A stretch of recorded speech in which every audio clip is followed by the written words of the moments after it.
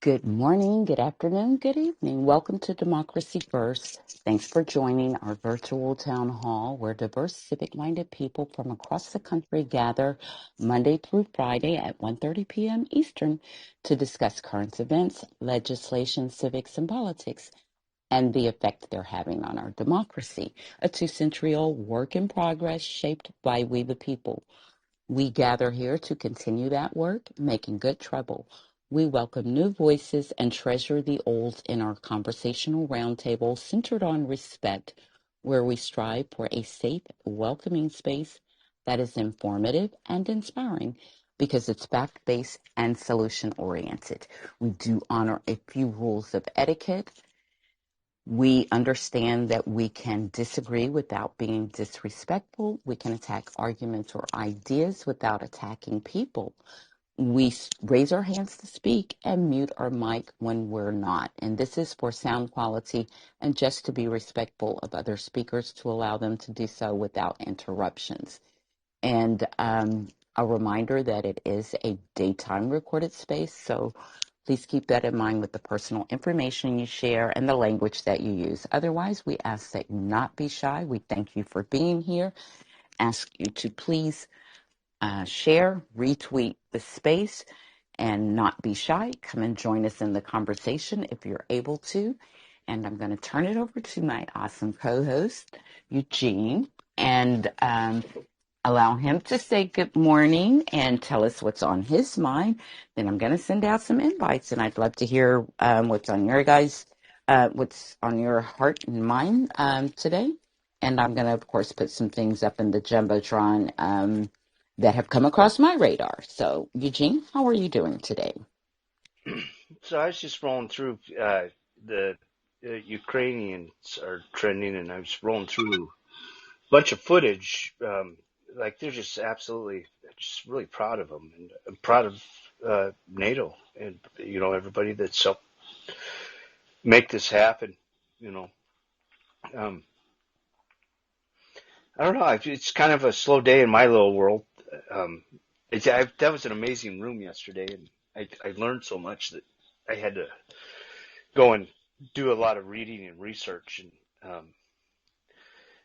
learn on my own some stuff. And I just got to say that it is just a really great thing in this space that I have that ability to have direction to go research stuff that interests me. But Yeah, I think I'm gonna and kind of wait until other people have something to say. okay. Well, so far it's just you and I. I am going to send out some invites, but yesterday was a dynamic day. That's the great thing about this space. No 2 days are alike. It's not scripted. Yeah. So, the way the space goes depends on the folks who take part in the Well, conversation. And so I do know something. Like, if you want to get something started, get Greg up here. He always has something to say, right? don't I know it, and I I know that there is a lot on Greg's mind. So I'm so glad that he came here He's one to of the help ones get our. I really learned from yesterday. So, yeah. I know. I learn every day, and it is awesome. And so glad that you popped in so early to join us, Greg. We love to have you here. What's on your heart this morning or afternoon where you are? And me too. Well, thank you so much for everyone, everyone gathering here on this space. There's a lot to talk about on the timeline, so I really want to get the party started. So basically, we're going to do the continuation with what was going with Herschel Walker and his son Christian Walker drama. Oh my goodness. Oh my. Greg, let me just tell you that, like, I have been kind of dependent on your timeline and what's going on, but somehow or another, and it may have come through your timeline. I saw an interview that he did, I think, with Yes, he Fox, did. where, yeah, where he said that he had been redeemed. I almost fell off my chair. I'm like, okay. He's not only that, he's now posturing and saying that his his son is a part of the left. And I was like, excuse me? Exactly, in that same interview that he had. I'm like, he is so He gone. is so far gone. I cannot believe that he's a credible candidate of the GOP. Well, you know what? Yes, they are, because let's do the math.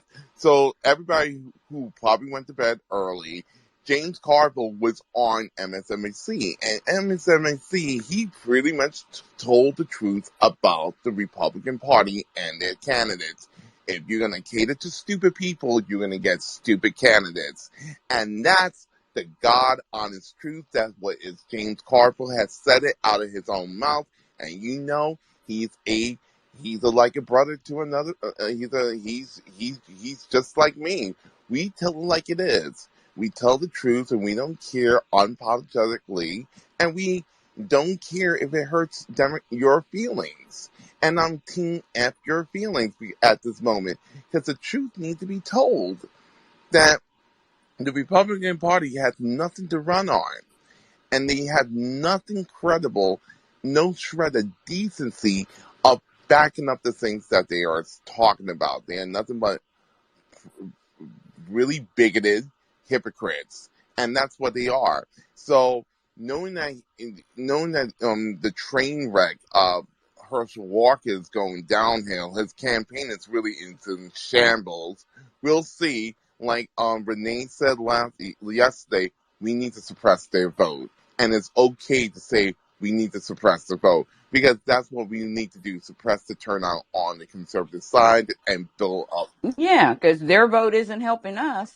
I'm not trying to amplify it. Exactly. Because a lot of people didn't realize this.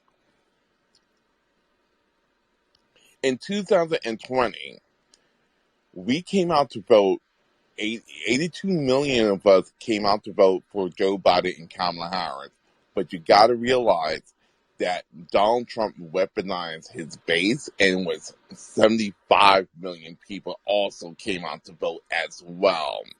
There's more of us as a majority, but we also have to be really aware of that we have to be really aware of the fact that you have to do things. Voter suppression goes both ways, baby. If they're going to suppress you, you got to suppress them. And stop crying about it. Democrats need to stop crying about it. All we need to do is update your voter registration. Make sure your voter registration is updated. Know where you are polling. This is a perfect time for everybody to get on. You're on this freaking phone app right now. Make sure you go through and follow and start learning what is your precinct, where you have to go to and vote. If you have changed your address, make sure you go to, if it's too late, go back to find out where you're enrolled, where you're registered to vote. It's very important for you to know these things before November, because as a former poll worker, which I used to do work in the polls, but that sounded kind of dirty. But anyway, Yeah, coming from you. but I'm classy. I'm classy. I'm I'm channeling Renee, because I have to be classy. I have to be like a good person. Yeah. I have to be like a good person. But we really have to make sure that if your loved ones who are not tech savvy, please let them go and find out where they are registered to vote. Make sure you do an opportunity to go and do church runs. If you go to a church, make sure you do a group effort. I remember when I was working at the polling booth, polling when I was working at the tables, how I see families of black families or families of white families all do a group effort and come in to vote and teach the kids how democracy is run. So it's really important for everybody to get out there and register to vote, vote, vote. So we know it's in a couple days. But there's a lot of tea breaking down, because I have to see, because D, this is a full day, because Dee, girl, Joe Biden is going to be down in Florida in a couple, and then he's probably there right now. And I really want to see if somebody's going to bend the knee. I love it. I He's going to have to, but he's probably going to try to reduce the impact and our ability to see him doing well, it because baby, I want to. He can handle. I know He you're can. going to dig and find He it. can handle those high white boots now. Oh Oh yes, my honey. I was God. like, yes, honey. Sashay, strut that stuff, little pork chop. Come on, pork chop with his high heels. Oh man, the amount of memes that I have seen on those about those boots it's hysterical. Like last night I saw somebody said there was an art installation in front of the governor's mansion, and then today I saw one with heels and above the knee like Mary J. Oh Blige. yes, I thought I I would swear to die. God, that was Scott. I was like, oh my God, no, that was one of the writers from USA, and I had to retweet it, and I was just like, oh my God, those high heel boots. I was like, oh my God, is crazy. Oh my God, I didn't even know, Eugene. I didn't even realize this weekend is okay. I didn't even realize this is that that that man weekend. Oh my God, what a horrible weekend! So everybody, I'm gonna let everybody else talk because I'm gonna just let everyone else chime in. I want to be in the space for a bit so we could kiki a little bit more. But yeah, we got a lot to talk about. Sounds great. See, I told Well, you, D. I know. I love it. Greg is definitely a conversation starter. He brings liveliness to the space, and I love it. So thank you for being here. I Um, just want to say that I did participate in making my own meme about those boots. Like we that was know just the you couldn't funniest. let that opportunity pass I you by. couldn't, but that was one of the funniest things. I mean, like you couldn't give us better material, right? Paul did a really cool one with the Eminem shirt, but yeah, no, I just like those. Yes, that Yeah, was the first one I saw. It was funny. That was funny too. But I'm telling you, that installation, those huge, gigantic boots.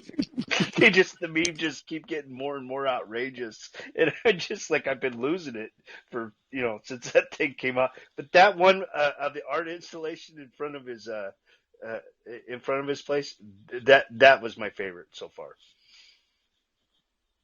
Mine too, but I'm sure we have many more to go. We do have a couple of hands up. Oh my goodness, that's what I lost her. Carmen came up. Maybe she'll come back. Go ahead, Graham.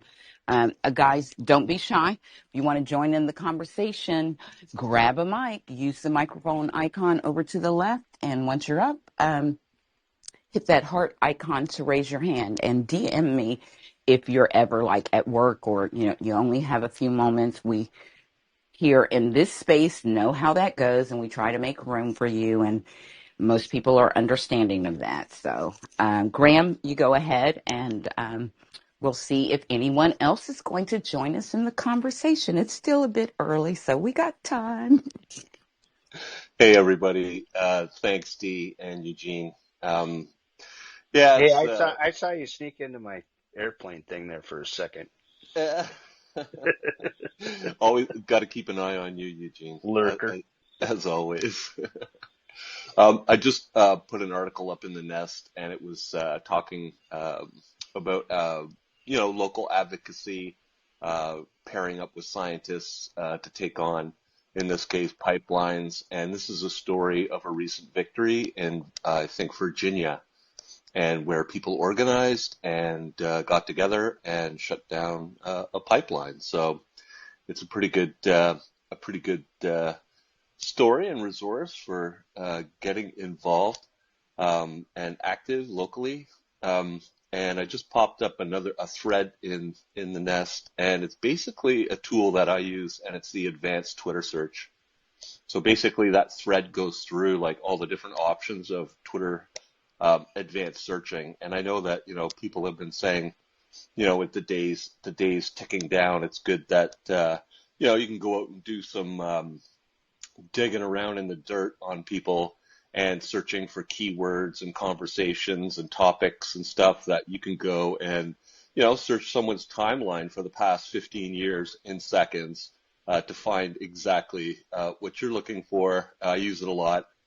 So basically, if you go through the thread, it shows all the different options. So, you can search for words, an exact phrase, a collection of words, no words, hashtags, and then basically you can look at tweets from certain accounts or directed to other accounts, and also a date filter, which I find very handy. So around typical dates, you can see who said what around certain events.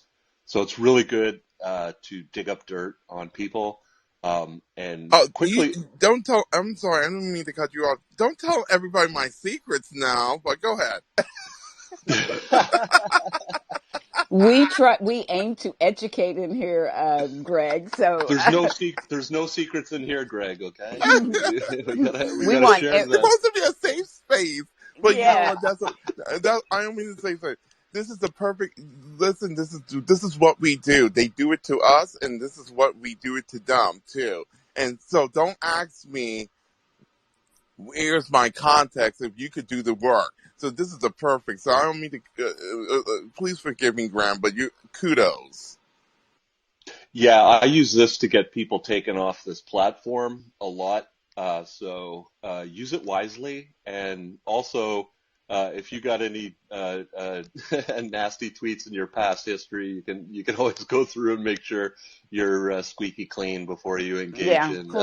Clean your own house first. Yeah. Baby, listen. Let me tell you something like this. When I had to deal with, when I had like some huge Twitter fights like the past summer, and Renee could attest to it. I got slaughtered, and then when I mean got slaughtered, it was an attack on Kamala Harris about her voice, and I got slammed hard by the left and by the right. And what they did was, I knew for a fact that I knew I was going to be a target, and I went after. You have to clean up your everything what you say what you said before, and you know what? It's one of those great tools. I don't like to talk about it, but that's always to be a great tool to find out if somebody is a friend or foe when they turn around and say, "This is how K Hive got the reputation." Say, "Is this you?" That's how we do things.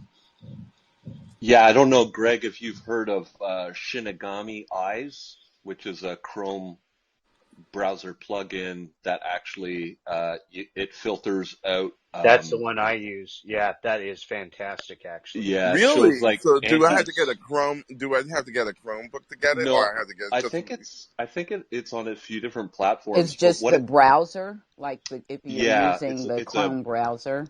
It's an yeah, extension of Chrome, actually, isn't it? Yeah, the it's what they call browser. a plugin, a Yeah. Mm-hmm. browser plugin. But what it basically does is it shows people that are marked as anti-trans and also trans-friendly accounts. So Mm-hmm. when you look into the replies, people that are anti-trans show up as red, and then the Yep. people that are trans-friendly show up as green. So you can Wow. see they stick out like sore thumbs immediately. It's like, oh, there's the problem right there.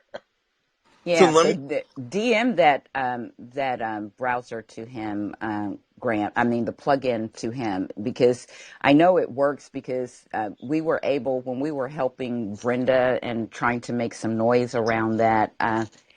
I already knew, but before I could tell people who were in the work group who were trying to help, um, they were already telling the DM group that this guy who was a state legislator was, anti-trans, and named out a few others. And I know that they use this tool to find them and to find their stance. So it's a great tool.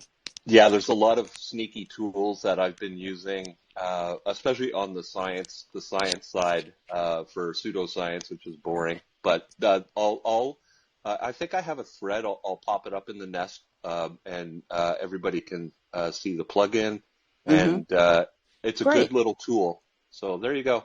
Well, Thanks thank so you so much. much. I'm following you right now. You make it, I always have to say I always like to be among smart people, and plus that you have a great voice. Well, Uh oh my goodness. Greg, you oh. are such a flirt. Thank you so much, Graham. I want to get to Carmen before we lose her again, and then Louise and Pup. Thank you guys again for being here. And if you're down there listening, don't be shy. You know the rules here. Hello, Request the mic and Dee. come on up. Hello, Yeah. Dee. Hi, Hi. everyone. I miss y'all. We miss you too. Are you, how's your I family faring? my shift changed and it's like sucks. I'm working from 11 in the morning to 8 p.m. and it sucks. But, I will be going on vacay on the 16th all the way till the 23rd. I need some woosah, because these GOP are crazy out here. Oh my gosh. I've been fighting with these folks. I've been fighting with them. Now they're on Ketanji Brown Jackson. They're Well, just you on know that everything was going to under the happen sun. as soon as the SCOTUS hearings started up. Exactly. And I mean, they're just like, it's crazy. They're saying about the Democrats are racist. I'm like, oh my gosh, you don't know your history. It's now like the other folks are racist. Hello? Well, I But think it's in part it's crazy. not a matter so much of them not knowing their history as that them literally taking things that they're guilty No, of they're and just flipping using it it. They're on. using Yeah. it, but we have Mm-hmm. to be on their game. They're doing it to us. We got to do it to them better. And the boots were hilarious here in Florida. Oh my gosh. I was laughing at the boots in front of the Tallahassee Capitol. Oh my gosh, that was so funny. But yeah, they're crazy here. We just got to get Val Demings elected, and we got to get Charlie Chris elected. But it's off the hook over here. And my president is gonna be here. Hopefully, he's already here. But I'm hoping there's folks like protecting him because we have a lot of maggots that are crazy. So hopefully we got some good people protecting him because, and of course DeSantis is going to be kissing his ass because he needs the money, socialism. So yeah, Yeah. it's Well, funny. Greg wants all the snapshots of that moment. Exactly. And then it's back on. Oh my gosh. But I miss y'all. Hopefully, like after vacay, I can look for a better job. Nurses' work is never done. So that's why I kind of leave and come back. It is what it is, right? I get it, Carmen, and I love you. My mom was a nurse, so I understand. And, I love you guys. I have a special place in my heart for you guys. And Thank thank you you. for, My mom is doing better, thank God. And they're like doing yard work after, Hurricane Ian. So yeah, they're doing well. Hopefully I'll have my home back one day, but you got to appreciate your parents, right? that's for sure. It is. Well, love y'all. I'll talk to y'all soon. Take care. Peace All out. right. Bye.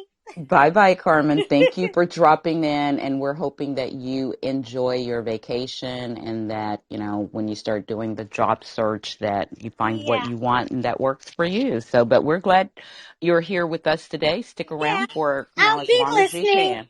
All Yes, right. I'll be listening. I just won't be talking much because of, work. I got it. I understand. Well, thanks for popping up just to say Thank hello you. and to give us a little Florida tea. We're all here for that. Okay, you're welcome. You take care. Uh, Bye. all right, you too. Bye bye. So, Louise, you're up next, and then Pop. I believe Pup's hand was up first. Does he have to go or can he? No, he's good. You're Okay. yeah. Two things I think I really have under our burrs under my saddle this morning. The one thing is 45 requesting the Supreme Court to become involved in the Mar-a-Lago issue. I was looking for Mark to see if he was in the room so he could explain whether or not 45 has a legal standing for that. I can't, I mean, I worked in a law office for 11 years, but I wasn't an attorney. I was an accountant. So I don't know the law on that. I would like to hear somebody who knows, whether it's legal at this point to even ask the Supreme Court to become involved. And the other thing is this oil, OPEC. About 60 days ago, when I finally realized that the Saudis had built a refinery on the Texan Caribbean coast there off of Texas, I wanted to know why. Why did they do that? Well, folks, Saudi Arabia is part of OPEC. And if they decide to raise prices, that's going to affect us because a refinery on our soil means that the prices at home will be higher. I hope Kushner chokes on his $2 billion. And those are the two things that I've got that are really things that got me on a roll this morning. I'm so looking forward to Justice Brown's participation on the Supreme Court. I think she's going to bring an amazing voice to it. It's just a shame that at this point in time, she has to deal with 5 people, 4 of whom lied during their confirmation hearings and shouldn't even be on the Supreme Court, and 1 who has no spine. So, I'm going to be off and on from this point forward. As of the 10th, I'm going to, of course, be working with Maricopa County counting centers. So you might see my little icon, my little avatar pop up, and then boop, it goes away. It's because I can't stay on the platform for too long. But I'll yeah, try I and do remember this. you talking about that. Yeah, I just, I don't want to miss my democracy. It's become part of who I am. So, have a great day, everybody. And, those are my thoughts for the day. Well, thank you so much for dropping in, and thank you for the work that you're doing there. Can you tell me, what do things look like for Jevin on the ground there? The last I saw, it was like a 50-50 condition, but you have to know that there's a large voting block out of Scottsdale that is in his district. And Scottsdale and large parts of Scottsdale are very Republican. His district is the whole northeast corner of Arizona. It's a huge district.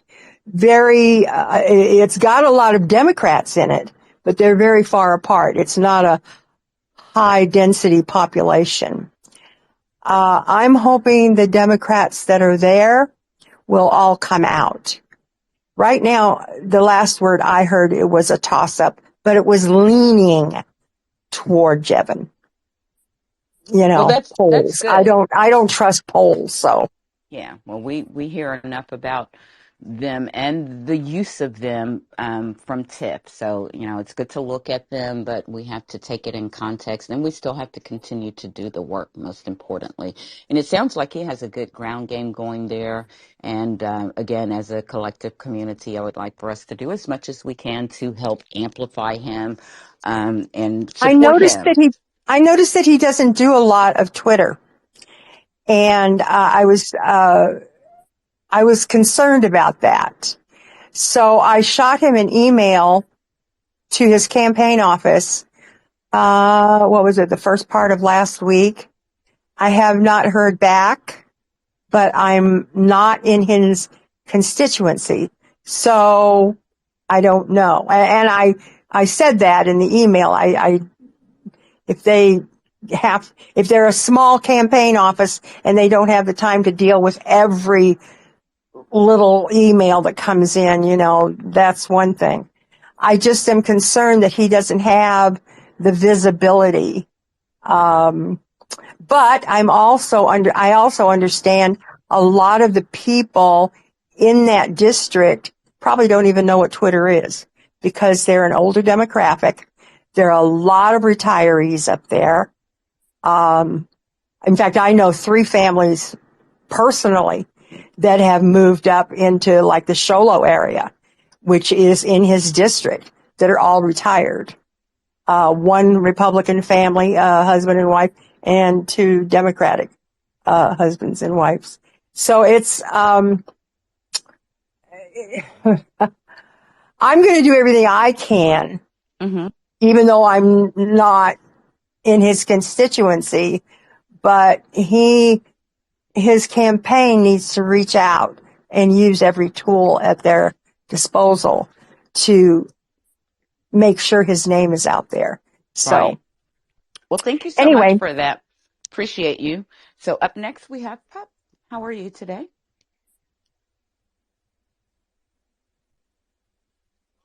Pup, are you there?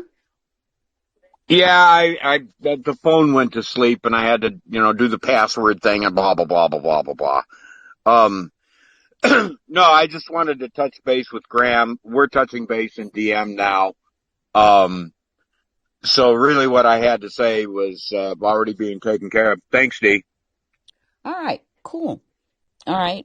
Greg, did you have anything else that you wanted to chime in on?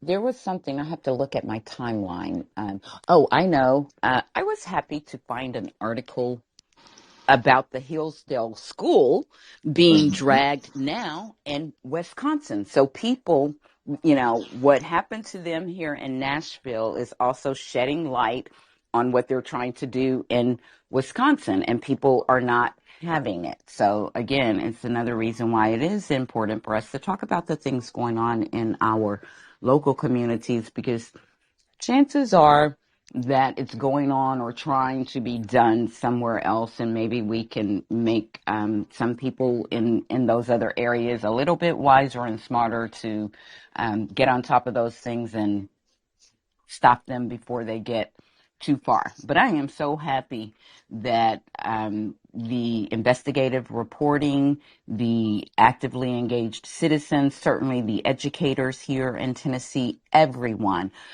spoke out against these schools. And like I said, it was just crazy because even the Republicans who initially approved his totally unilateral charter commission, which was designed to handle any appeals that these schools have, and they were all appointed by him, and the Republicans paved the way for him to create this commission. They approved it through, a legislative bill. Then some of them were actually upset with him, and they were starting to, they have a bill going through now to repeal the power of this commission. I'm like, duh. I mean, it's so typical of them. They want to take everything to the total extreme, and then when it comes back to bite them, and I guarantee you what has happened is that some of their voters are angry because they recognize that this commission literally took their voice and their power away from elected officials in their area, so it just warms my heart. Go ahead, Greg. Well, there's a couple of things that's is on the pipeline. So there's a lot of reporters. So as you know, OPEC is now doing the shortage, cutting back on oil production. And guess what our media is actually doing right now? They are actually in glee. They are happy. There's people who's rooting for the downfall of the Democrats this November. But we will tell you, democracy will always win over triumph over all. Second thing is, Joe Biden is going to be the rollbacks of student loan debt, that the forgiveness is going to will be challenged by conservatives, because conservatives are just simply I'm going to just keep it Well, simple. They're it is being assholes. challenged. There's an actual lawsuit, and they had to actually announce that any further applications are going to be put on hold pending the outcome of this suit. But any that were in progress before will continue to go forward. And it's just, again, another example of how everything that they do is to hurt people and to cause harm. Exactly. And so here we go. And I really want to tell this lesson to anyone who is left thinking, or who identify themselves as a progressive. It's okay to be a progressive. It's okay to be a centrist. It's okay to be who you are politically. But I want to leave you to make this comment real simple and real simple. One, know how democracy works, know how your government works, and definitely know your civics before you tweet or say anything that comes out of your mouth. Because I'm going to be really honest with you, Joe Biden is limited to the things that he can actually do in the White House. The executive branch, he cannot write forgiveness off, and it will be challenged by the Supreme Court. As everybody knows, we are dealing with a 6-3 court. So when you're dealing with a 6-3 court, conservative court, the chances are it's going to be reversed. But here's the thing: when you have representatives who speaks for you, who you identify and say, "Yes, Queen," like AOC or Elizabeth Warren, be in mind and say, you are a legislator. Your job is to write laws and write a bill. And this, in writing the bill and building up a consensus and getting that bill passed and getting passed to the House of Representatives and through the Senate, and then we could get it onto to Joe Biden's desk, and he can sign it off and make it as law. That's what we need. Right, and for them to actually be out here still touting that, one issue thing is very disturbing. That It's especially with them actually being lawmakers. Like, I can give a little pass to those who may be running or who are not lawmakers, but if you're already holding a seat in Congress and you're still, espousing this nonsense, you're part of the chaos. You're not being helpful because you're not being truthful with, the entire process. Because as you said, he just, look at what they did. And I think that they presented it and crafted it in such a way that I think that they will be victorious. But it just goes to show you have to have all these things, the I's dotted and the T's crossed, because exactly. these Republicans will try to undo everything that they deem helpful to the American population at large, and throw it all under the umbrella of socialism, and communist, whatever it is that they're, pushing talking point. But look how fast they went after what he did. Can you imagine what they, this is just how they operate. Look at how many times they went after the Affordable Care Act. They tried everything in their power. They are relentless. They are Mhm. relentless. They are one thing about the Republican Party. They are relentless. Their voters are relentless. Look how long that they plotted to unturn Roe. 50 years. 50 Exactly. years. They played the long game. But no, oh no. What have the Democrats Party done for me? And what is this? I'm going to stay home and I'm not going to vote. And so when you stay home and not vote and not seeing the big picture of protecting the Obamacare, a lot of people don't realize you didn't get public option. You got what you got. What did you do? You stayed home, and now it's gutted, and you want public option. You built from getting something done. You built from Obamacare to get a better healthcare Yeah, and still bill. some of those states have still not expanded Medicare. I mean, Stacey Abrams did a short video about one of the hospitals. Someone who is from Georgia here in the space can probably tell me the name of it, but it's a very critical hospital that had to be shut down. And if I am not mistaken, it's one that had a special program that catered to a condition that's very unique to the African American community, and that is sickle cell. And, I have family members with that, and it breaks my heart because, she literally did a video talking and driving from that hospital to the next Trauma One center, and it's ridiculous. And so DePice, I know, is from that area, so I'm going to let him enlighten us on that a little bit, if you will, Greg. So stick a pin in that. Yeah, Go ahead, yeah, DePice. just real quick, D. You're referring to the Atlanta Medical Center about Wellstar, and it's the largest provider for African Americans dealing with sickle cell anemia. That's what the big deal is. And there are other centers that closed, but that was the primary one for dealing with sickle cell. So I'll go back Right. down to listener.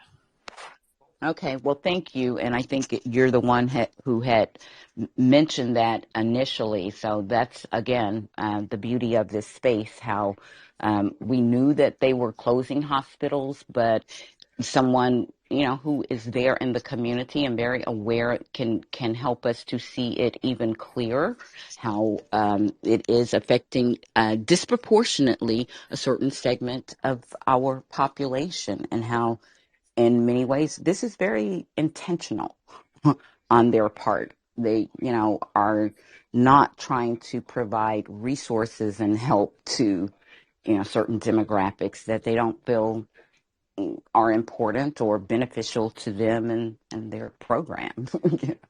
Go ahead, Greg. You can continue. People are being shy today, so. I don't know why y'all being so shy. I don't bite. I can bite, but Okay. Daytime recorded space, Geechee. I mean, not Geechee, but you call me Jeezy. Geechee. No, You no, know no. I'm Geechee sorry. would turn around and say, "How dare you?" I know he would, but I was trying to say Jeezy because that's what. Renee, you hear that? They call me Geechee. Oh no. But anyway, back again, there's a lot more at stake. Democracy on the wheels. Basically, the conservatives are now trying to push. Now the conservatives don't really care about what's his name, Herschel Walker's background. But I'm telling you, the fallout. We have to see how the polling is going to go. I really am. One of the takeaways I do want to see is seeing how Reverend Warnock going to deal with him in the debate, because I really do think that Herschel Walker is going to run away from doing the debate with him. I really know that for a fact. I was like, so I'm really excited at this time in the year. I'm giddy. I'm giddy at the chances of the Democrats. I'm really happy at the fact that we are going to be winning. So D, I'm going to take a break because I'm actually home, but I'm actually cooking. I'm doing Okay. chicken. But I will be right back. All right. Well, I have a little you that Dawn dropped in my DM that Biden landed and he was not DeSantis was not there to greet him. So I just threw it up in Oh, the jumbotron. You But gotta be kidding me! I This mean, petty little piece of crap, man. are we not? Are any of us surprised? But eventually, he's going to have to. But he recognizes it, and he's going to avoid trying to be pictured with him in any How way dare he rob whatsoever. us of our joy no, of watching this bow down? How no, dare because he? the thing is, what happened is this. He doesn't want to go out like Chris Christie. Yeah, they all remember that. Yes, Yeah, and they it did all have a take. long memory. But the Hmm. thing is, that entire coastline got destroyed. That whole that whole Fort Myers is not going to be rebuilt because there's a lot of there's a story that I'm going to pull up the story, but stuff is not going to be rebuilt in Florida. Florida is going to be everything what you know is going to be in the past. So Right. Florida is going to be going through a lot of things. All Yeah, but right. he also knows too that we don't have the same kind of president in office. So regardless of his behavior, we have a statesman, we have a president in office who recognizes, regardless of how these governors respond, he is president to all the people, and he is going to make sure all the people get the help that they need, regardless of the people who are governing them locally. So in some respects, I feel DeSantis is counting on that behavior too, knowing that he doesn't have to be so eager because Joe Biden is going to do the right thing regardless, Exactly. So I'm going to, because the thing is, one thing about what DeSantis DeSantis pretty much say that everything what we're doing is political. And you know what? Yes, everything what I said last week was all political. When we were saying, when everything was talking about he's going to bend the knee, of course his people was whispering and looking at my timeline. And they say, that's what they were doing. Oh, of course. Because that's what you did to all those poor immigrants who was trying to who was looking for a better way of life. You want compassion? No, baby. We're going to show you your hypocrisy. So I'm all for it. All right, Dee, I'm going to step off for a minute. I will be back in a few. All right. Well, we'll be here. Thank you so much for joining us today. And like I said, helping getting the conversation going. Always great. So just pop back in or throw your hands up when you're ready to join the conversation again. We do have a few speakers up. I'm going to go with Kevin, who had just brought up, and then Graham. Hey, Kevin, how are you today? I'm better. My backside cooled down after getting roasted yesterday, so I'm fine. And I took it very well. I just wanted to chime in real quickly here. I'm gonna latch on to what was just said about that Putz DeSantis. He just disgusts me. I mean, he has the nerve to claim that the media was rooting for the hurricane to destroy Tampa and, the surrounding areas so that they could be used against him politically. You know what? Give me a freaking break. So yeah, the media's, hoping for this for ratings so that they can bash the hell out of him. And that the media wants to see all these people be homeless and lose their personal belongings and, 100 people lose their lives and still counting and damages over $60 billion. Come on. He's such a whimpering simp. I can't stand him. He is continuing to do exactly what we had to put up with for 4 years. He's playing himself off as Trump light. That's all it comes down to. He's modeled himself exactly after this guy. The hand gestures, the tight-fitting clothing that makes him look like he weighs 300 pounds. I mean, come on. It's I've had enough of it with this guy. Yeah, I mean, most of us, I think, have, and hopefully, the people there in Florida will have an opportunity to speak and vote him out. Well, yeah, and it's like, and it was brought up too. It was a good topic that somebody brought up was that, he's going to be judged on his response to the hurricane. And it just exact same way that previous governors were judged how they responded as well. I could be wrong, but I think, somebody will correct me if I'm wrong that lives down in Florida, but wasn't Chris in during one of the bigger hurricanes down there? He was. And didn't he take as much guff over how quickly or not quickly he handled that? He did. So, and he was also seen, I think, with the Democratic president, too. I think it brought his campaign down, too, when he was in office. But again, this just goes to show you people who are interested in governing and those who are just there because it's a job or a grift or both. It's just an opportunity. Well, and then he's got the nerve to say, well, I don't want help from Democratic governors that offered to send down people to help, but I'll take it from other states that are Republican. I mean, how really asinine is that? It just Yeah. is, yeah, he's just already really trying to divide the country. And who wants someone like that in office? I mean, a divider, And I'm equally concerned about what you had said yesterday, rightfully so, is what is going to happen with the election? How is he going to, go out of his way to make those Republican leaning districts voter accessible? And what is he going to do for the districts that aren't? That in itself scares the freaking crap out of me.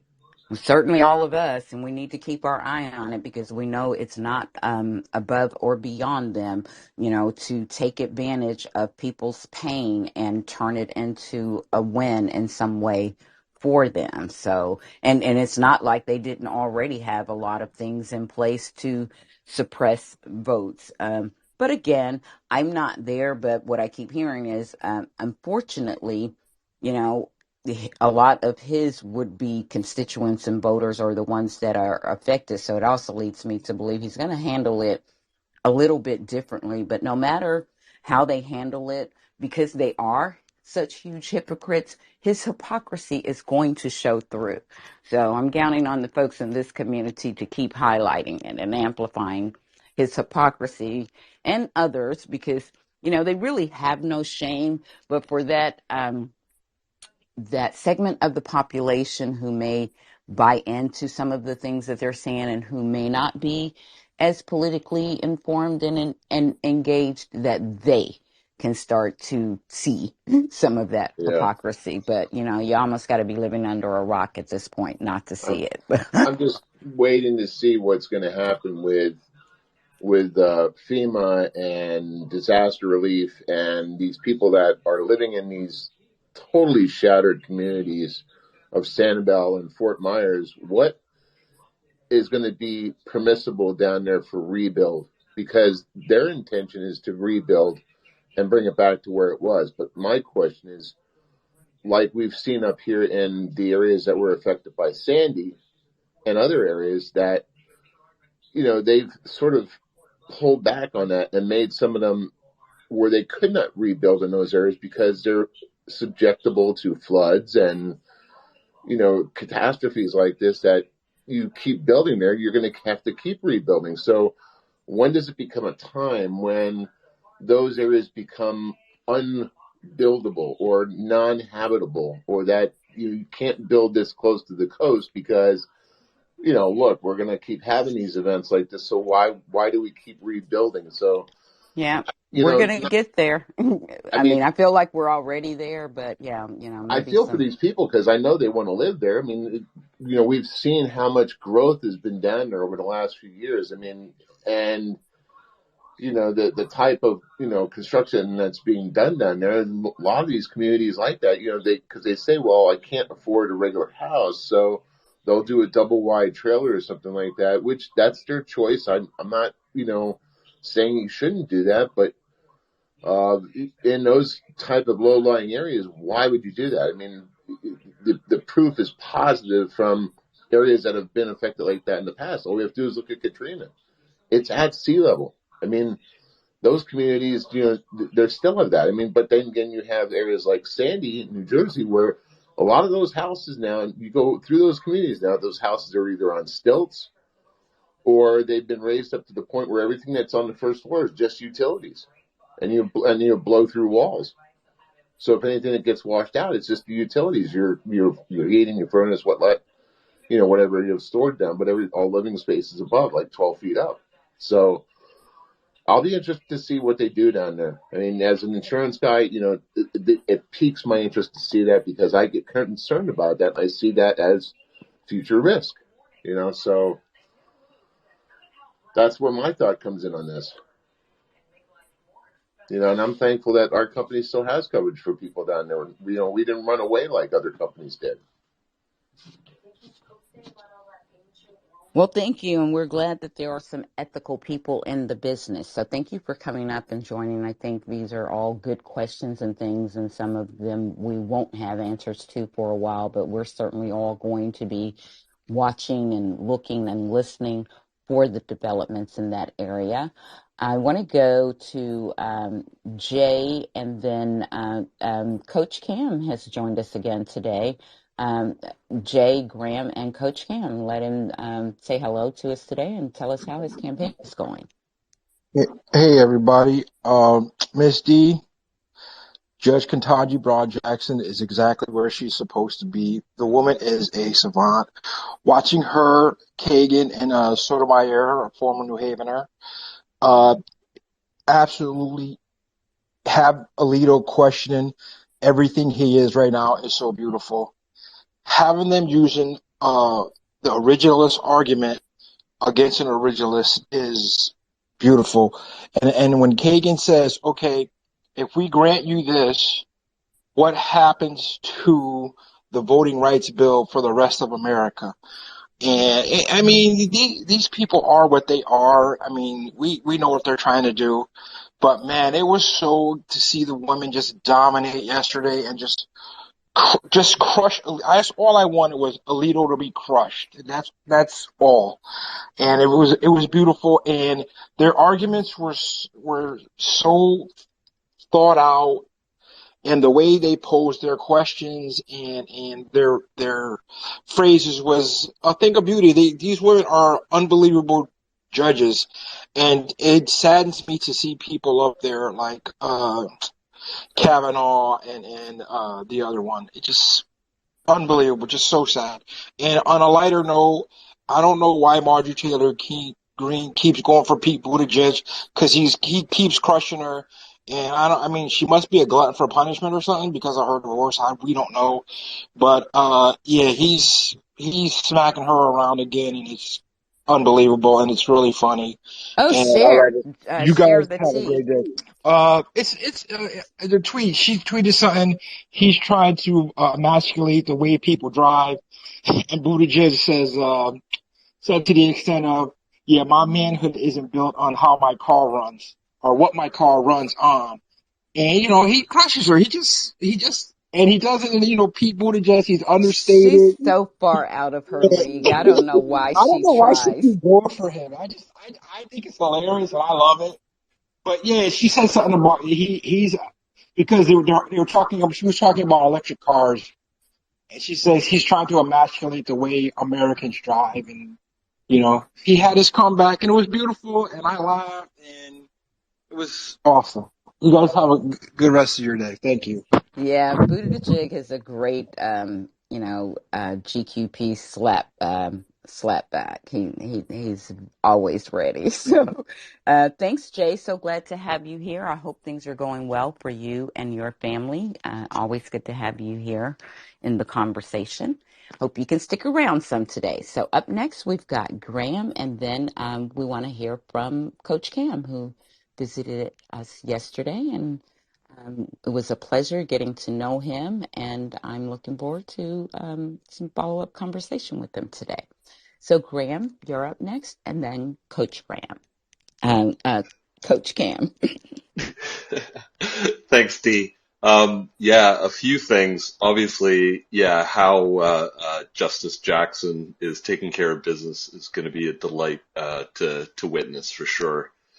You guys were talking about, basically, the coastal crisis and sea level rise. And in, I think it was 2011, an author sent me a book for review, and uh, the gentleman's name was John Englander, and the book was called High Tide on Main Street, Rising Sea Level and the Coming Coastal Crisis.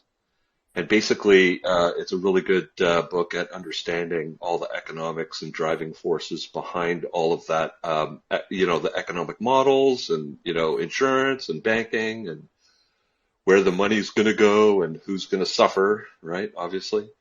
So that's a good, it's over 10 years old, but it gives you a good idea of, what America's going to have to face, and other countries too, for the next 50 years as far as sea level rise. And also, keep in mind there's also ocean acidification and extreme weather. There's also those things as well. But we're 33 days in or days away, and some of the messaging I was thinking about, is try to keep it simple. And I know a lot of people, they throw around a lot of labels and this ideology and that ideology. And I've always just stuck to science-based policy or fact-based and evidence-based policy and now indigenous-based policy. Instead of getting tied up in all of these political labels, I tend to keep it to that. Um, and I also heard you talking about the sickle cell, and it brings up a big topic is that, they're closing in on gene therapies for sickle cell, among a whole bunch of others. And it kind of, if you take a step back right now and take a look at this new technology and the potential it has, you can see it sort of mirrors like the big oil and green energy battle. So here we have all the established, privatized medical profit-driven machine up against this thing. Like, you go get one injection and it can alleviate something like, hopefully, eventually sickle cell. And that is passed down to future generations. So it's gone. It's eliminated. So this gets rid of a lot of huge markets for the medical industry.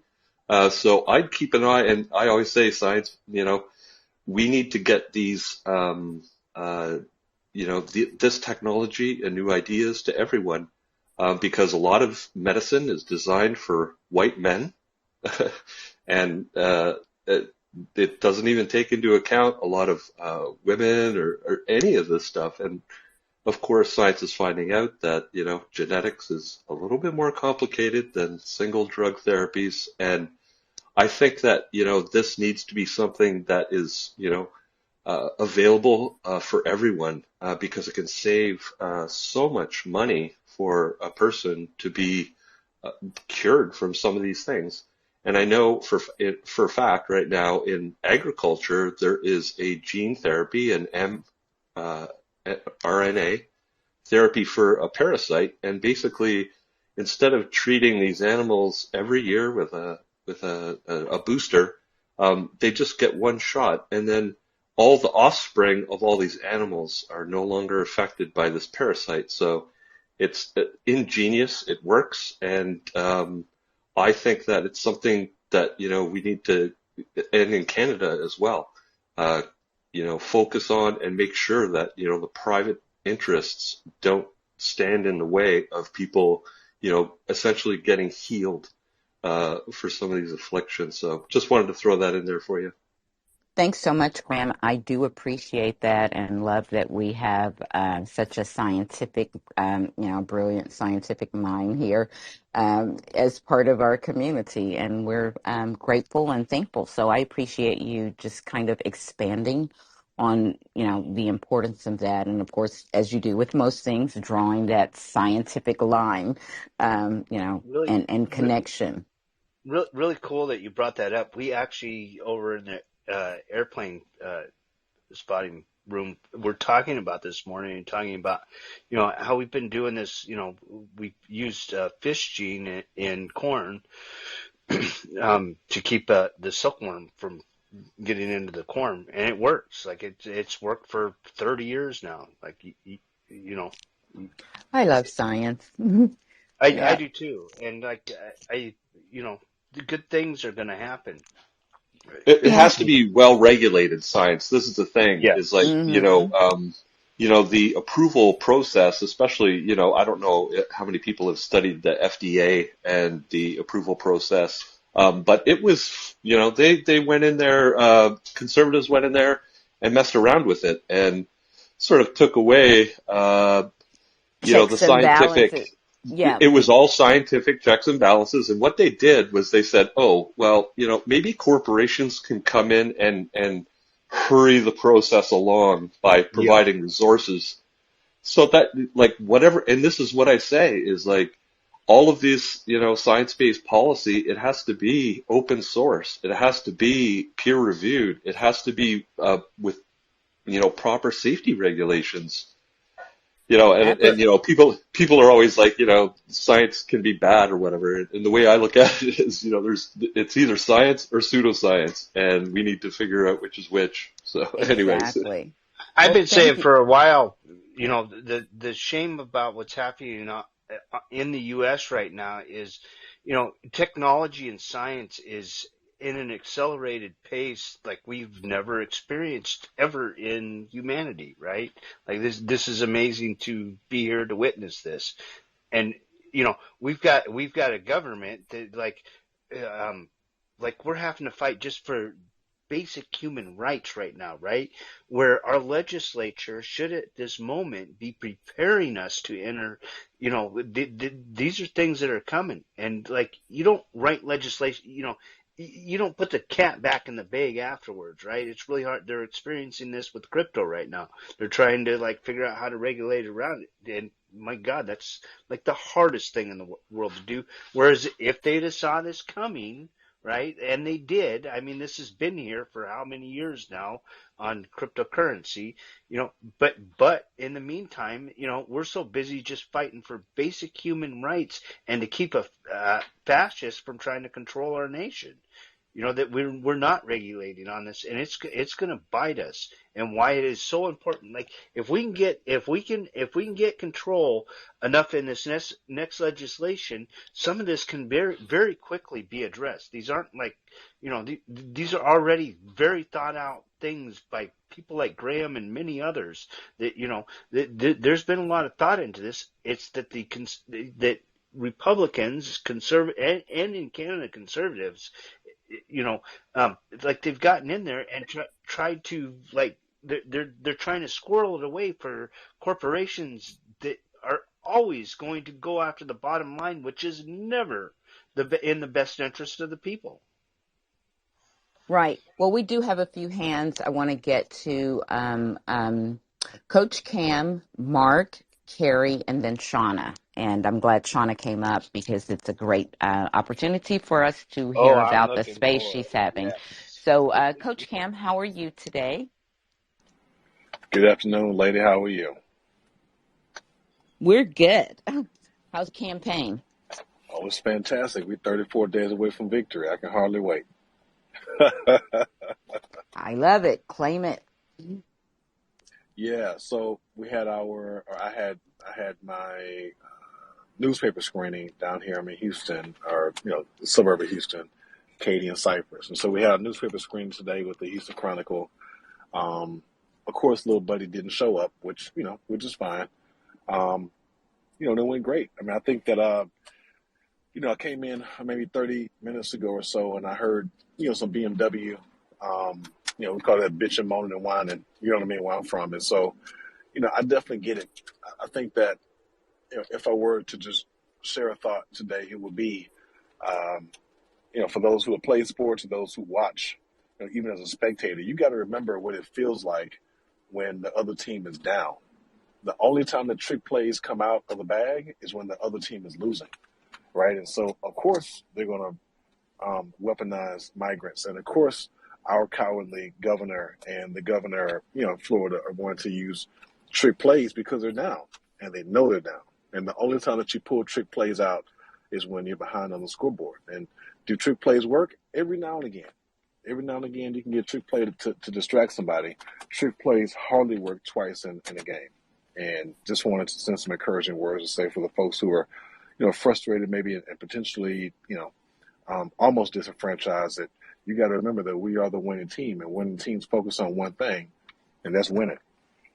Well, I can assure you here in this space that most of us, even though we will, talk about it, we are definitely about the other half, and that's providing solutions as well. And we, even when we are disappointed and angry, we know we got to do the work. We know what's required. But I appreciate, That's right. I love it. that understanding. But we truly in this collective do have that understanding, that you got to call people out, call attention to things that need to be called attention to, but you still continue to do the work. You take your losses and you keep working up for the wins.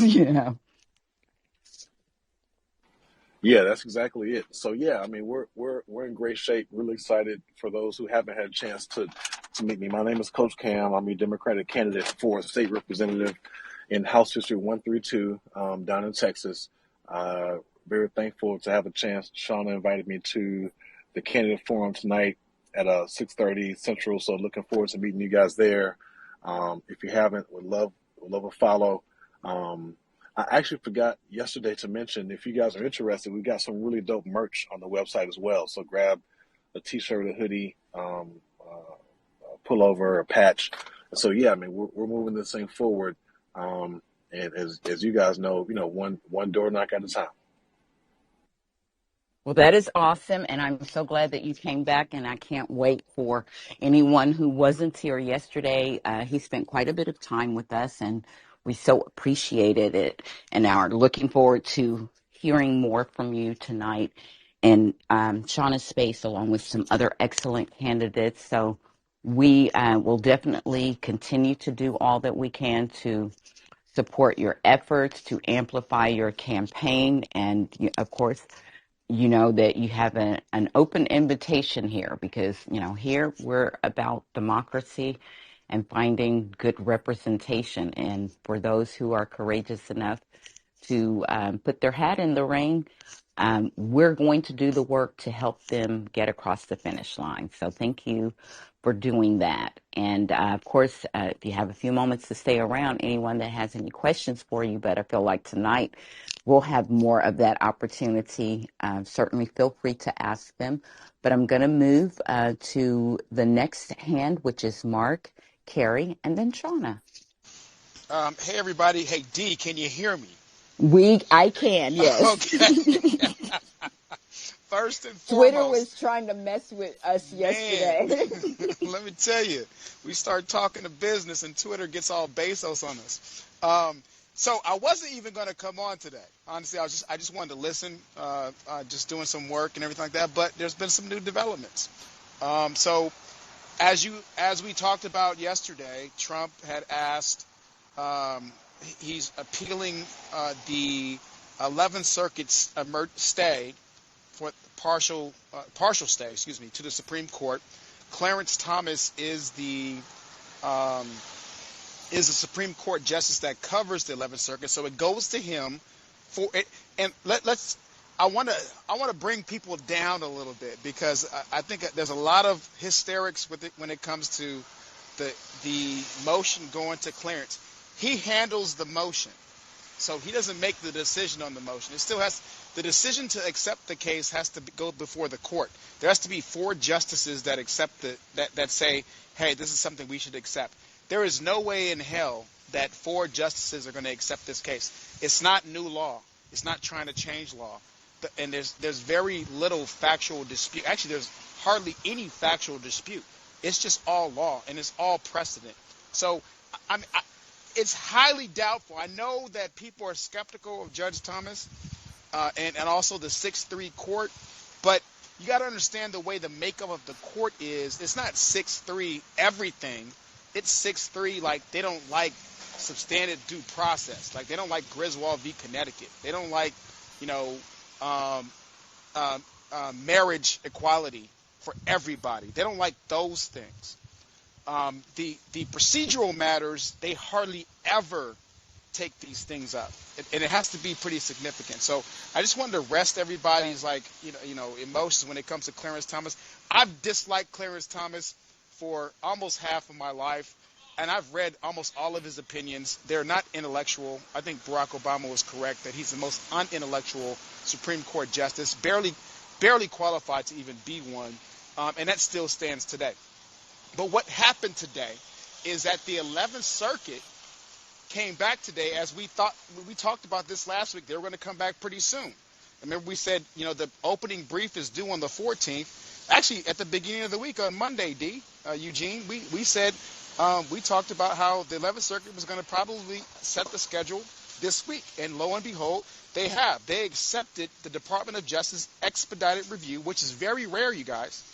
And the opening brief is due on October 14th. Now, they did kind of split the baby, but they didn't give Trump anything regular, right? He has 3 weeks to respond, not a whole 30 days, and then there's another week. So we're going to hear oral arguments. It's yet to be seen, but we should be hearing oral arguments late November after Thanksgiving or early December. It's going to be before the new year, for sure. So we should expect that Judge Cannon's order will be decimated before the new year. Her order, if it were to stand, we're going to be able to go on indefinitely. Like, that's exactly what Trump was trying to do, is have this thing go on until January, March, May next year before anything was resolved. But the one thing that we can see from even Justice Thomas's ruling, he wants to hear from the Department of Justice on the motion by Trump by next Tuesday. This is an emergency motion. So the one thing that we can kind of pull from the way Thomas is looking at it, he's not looking at this emergency motion as an emergency because he gave the whole 7 days for the Department of Justice to respond. Remember, the 11th Circuit, once they got the motion from the DOJ, gave Trump till Tuesday to respond from a Friday motion. That was an emergency. Here, Thomas gives a whole week, which is the normal course of things for emergency motion, 7 days, and he's going to rule on it. He's not like, it's not, it's still up in the air whether even Thomas is going to accept it. But you have to, like I said, I had studied Justice Thomas before. He does not like, and if you look at the cases that came before him in 2020, he is one of these people that is ultra procedural, meaning if there's a motion, he wants to hear it. He doesn't want to reject it without hearing from the other side and ruling on merits. Now, I understand how everybody feels about him, and I feel the same way you do. But looking at his history, this means nothing that he wants to hear from the Department of Justice when it comes to Clarence Thomas. He doesn't like the Supreme Court rejecting cases, even though they're meritless, without hearing both sides. He wants to hear both sides. Now, it's not usual, and other justices in those voting rights cases overruled. I mean, they voted not in his favor, but still, remember, he wanted to hear the case of these states that had no grounds to bring these voting cases. So the same thing is applying here. Justice Thomas, you should not read anything into him wanting to hear from the Department of Justice. There's no one out there in the legal community that's unbiased that thinks that this has anything going. And as a matter of fact, even if it did, the 11th Circuit wouldn't. If the 11th Circuit thought that the Supreme Court was likely to overturn their partial stay, they wouldn't have brought on. They wouldn't have said, "Hey, we agreed to the expedited motion for a overruling of Cannon's entire order." Now, remember, lastly, we talked about this before. The DOJ made some mistakes here, and they were gambling a little bit on time. Remember, we talked about time is like the clock of my heart. And we're still on time. It's like the clock of my heart, and wake me up before you go. There's a battle of relics here when it comes to time. You have George Michael versus Boy George in court. The DOJ is George Michael. Is Boy George. Time is like the clock of my heart. Whatever gets them to the finish line fastest, they're on board with that until they can't take no more. And we're at that point where they couldn't take any more, so they had to file this motion. They could have done so earlier, though. That's the thing that bites me, and it kind of upsets me. But you can't get mad at Merrick Garland for playing the game, because it's a game. This is a battle, and sometimes you go for two and you don't make it, even though you scored a touchdown, right? And you got to deal with the consequences, right, Coach? So that's what this is right now.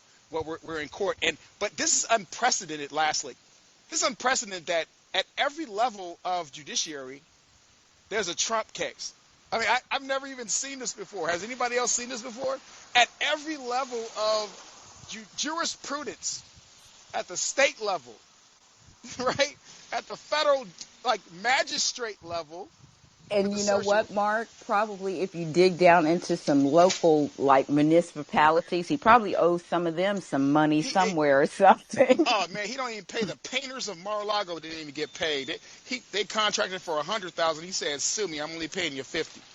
And they had to settle for 65. He a son of a gun, man. I'm gonna tell you, this guy is a son of a gun, man. He never pays his Well, what? bills. Well, why do people? I mean, they know this. This is not new. You know, like he has a history of this behavior. Yet people continue to try to do business with him. He has a history of not listening to his legal team. Yet people continue to hop onto his legal cases. So that's what I cannot square in my mind. And you know, like if you have cases pending in that many different levels of the judicial system, you know, probably says you're a criminal. Absolutely, and I think you're getting to the crux of the matter. And you're going to start to see a lot of people with sane minds on the conservative side and also on the progressive side saying, enough with the bullshit, Merrick. Indict this son of a bitch. Like, indict him, because we can't. I mean, it's just like this. He knows he's playing a game, and as long He's as relentless, and right. he will keep trying. And his main game, and one that he is very good at, is delaying. And sneak it and getting out of accountability and responsibility. Hmm. He gets out of it, and then he tries to settle it, right? But like okay. That's what he tried to do with Tish James. When she was Right? about to come Yeah. down with that civil lawsuit, they said, okay, we'll pay y'all $50 million, man. What's up? And she was Hmm. like, hell no, I put in way too much work for this. I'm taking you down. Because So he thinks that by the, you know, after so much of the back and forth, and it's like a way of wearing you down, like, and it's like hoping you get to the point where I just want this to go away. I'm tired. right. But I am never going to be tired of wanting him to have accountability. So top takeaways. To answer the question I forgot who it was earlier. She was asking about Clarence Thomas. I know it's emotional with us because like we don't like Clarence Thomas, and I honestly I haven't liked him for a long time. I just think he's an embarrassment to the. Hey, Mark, I mean, check it's your just mic if it's embarrassing that he going took in and out. Thurgood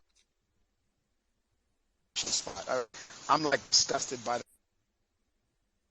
Hey, Mark, you're Mark, dialing. Mark, you're controversy. dialing really bad. check, Mark, check your mic. What's this like that? Can you hear me? You're still a little garbly. Uh You're still a little, oh. I'm just no. sorry. Um, yeah, let's just Okay, move on now because you're better. Are you moving okay. or driving? Yeah, I'm moving around, but I'm landing You're anyway. good. So I was just saying it's disgusting that Okay. Clarence Thomas took Thurgood Marshall's spot on the Supreme Court. That was a big travesty that Bush gave us, and you know he's come to haunt that entire seat that Thurgood Marshall fought for, and every time I think of that seat, I think of his argument before the Supreme Court in the 1954 case of Brown versus the Board of Education of Topeka, Kansas, that overturned in part Plessy versus Ferguson, which was another one of the Supreme Court's major disasters when it comes to equality in our country, besides Dred Scott versus Sanford in the late 19th century. So, you know, that I've never liked Justice Thomas. I never respected his intelligence when it comes to law and legal analysis or jurisprudence. You know, they can call me whatever they want for not respecting him as a black man, but I just think that he's been an abomination to the existence of black people who have fought tooth and nail for rights and for the soul of this country, for every right that we've gotten. I mean, the 13th, 14th, and 15th Amendment were written for the protection and equality of black people. It's which almost somebody. sacrilege that he took Thurgood Marshall's seat. When it should have been in spirit, it's Ketanji Brown Jackson who has the seat of Thurgood Marshall. That's a great. I didn't even think of that, but you're absolutely right. The spirit of Thurgood Marshall and Ketanji, and I think maybe somebody a couple people hit on it yesterday, and I want to keep on repeating it. And again, I'm landing. I'm sorry. I guess that's that. I'm the grandson of a Baptist minister that says he's wrapping up. Uh, the late Reverend Nelson Davis of Greater New Mount Hermon Baptist Church in Oakland, California. He always wrapped up, but it took an hour. I'm gonna try to wrap up in 30 seconds. Ketanji Brown Jackson showed why not only she was qualified, but she's a badass when it comes to legal jurisprudence and making arguments. She took the argument to the conservatives and said, "This is originalism that you like to argue." So this is originalism that you like to argue, but let's talk about the original purpose of the 14th Amendment. I'm going to take their argument to you. If you're such an originalist, you have to think about this. And I love the way she did that, so I'll end with that. Thank you so much. I appreciate it. And thanks for coming up and being so moved by the law that you felt compelled to speak to it. So we love you. So Love you back. Eugene. All right, Eugene, check your mic. Geez, I thought Mark was in a loud place or something, and it's you. I don't know what you're doing over there, what you're creating. My goodness. So I hope I it's thought that was. good. I Ian's thought that was. ordering Mexican. I thought that was the night at the Apollo, and I was a Sandman coming to get me because my time was up. No, I don't know what Eugene is doing. I'm sure he's creating something, but I thought it was you and your background. So sorry about that. Maybe But Ian's cooking. yeah, oh my goodness, I don't know what he's cooking up with. He was into it. Let me see who we've got. Carrie, then Shauna, and then Miss Phyllis and Pop. Hi, everybody. I put up above about the Enablers Act. They're asking us to contact our senators, which I will do. I hate contacting my senators, but I do because I just feel like it's worthless because they're just such horrible You Republican still have to colluding. make your voice heard. Yes, I'm going to do it. Even though you know they're going to ignore it, like Yep. they know you're there. Be as pesky to them as they are to us in our democracy. Okay, I got to think of it that way. I needed you to give me a little rah-rah to get it done. But yeah, so I put information to support the Enablers Act because the U.S. and Australia don't have anti-money laundering laws in place for non-bank entities, for individuals. So there's a coalition of Australia, Switzerland, Britain, Germany, the UK, and the US that I'm sure the Biden administration is working with to crack down on money laundering and corruption, which would be so fantastic, right? And I guess this is part of the NDAA, which is what? The National Defense Authorization Act. I was trying to look to see exactly when this is going to be enacted or what, or is that like an amendment thing? If it's within the act or it's already in there, so they have to say no to the whole thing because that's included. I'm not sure, but the information's up there if you guys want to check it out, and I'm going to read a little bit more and then make my phone calls. Thank you. Thank you so much, and I appreciate you and all the others like you who draw attention to things that need our attention and our efforts. So again, thank you for bringing it, and it's in the thread for today, and I will check it out as well because sometimes we have to kind of coalesce around an urgent matter to send an urgent message. So thank you for bringing that up, Carrie. Appreciate you being here.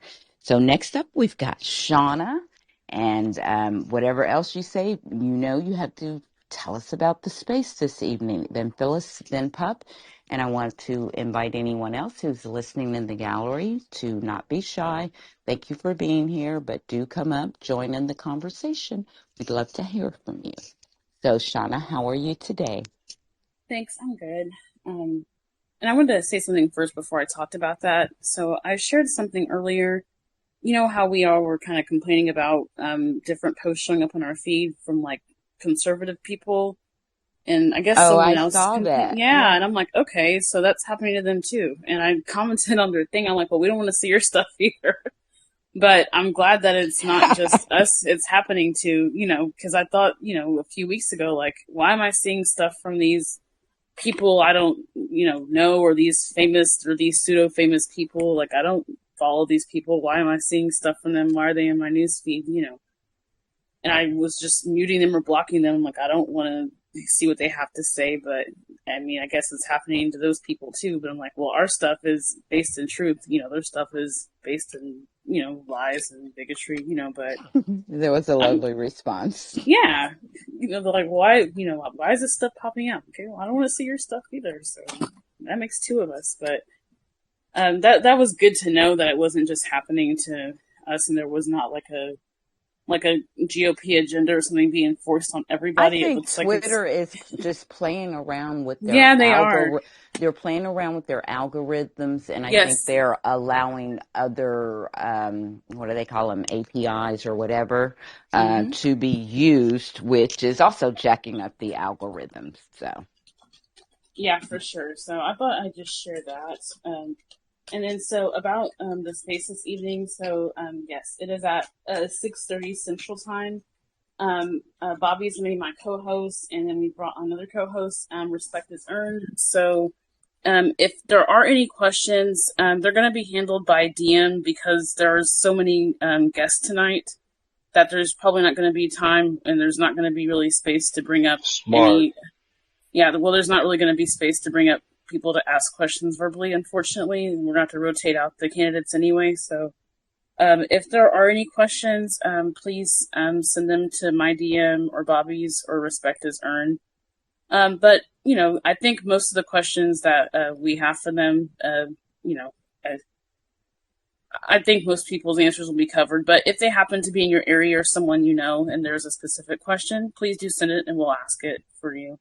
But also, I know there's some chaos agents that were trying to infiltrate and they're not getting in the space. So I was definitely blocking quite a few people yesterday, and I will continue to do so today. So, well, you're going to have to be on your P's and Q's. And I know, oh, for sure. Bobby, you've got great co-hosts, and Bobby is very familiar with doing that. So we're looking forward Yes. to it. And all of the people in the space will be looking out too. Oh yeah, always, always. And I mean, and there's people getting blocked that won't have insurance at all. So I was very clear on shutting that down because there are some people like, what about this candidate? I'm like, they don't qualify as a candidate in my eyes. So no, no, not at Oh, all. that was So, hilarious. and I I, thought, wow, yeah, they really tried. no, they tried and no, absolutely not. One So, of them actually dropped into the space yesterday, and they dropped some nonsense into the conversation feed.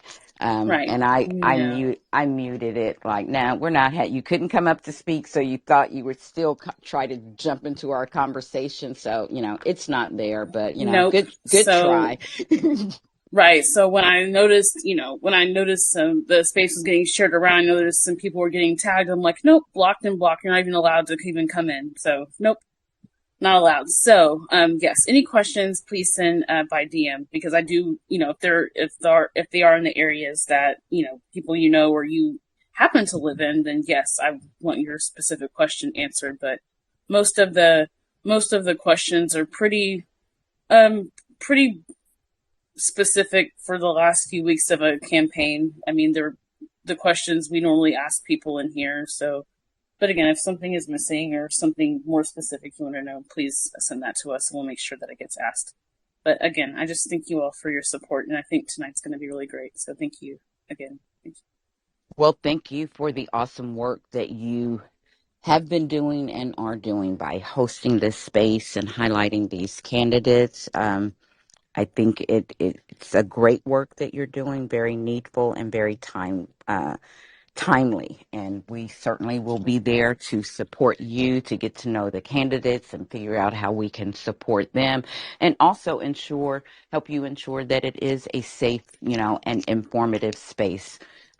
So we're going to help ensure that happens as well. So no worries there, and we're all excited and looking forward to this. So yeah, sometimes We all go to spaces and stuff all the time, but there are some that when they occur, because it doesn't happen all the time, you really do get excited about, so this is one of those. And so I am looking forward to it. And again, hats off to you. So proud of you and looking forward to it.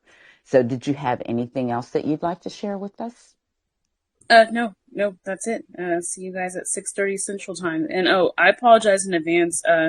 If you're an Android user, please try to listen on a device because I don't know how that's going to work.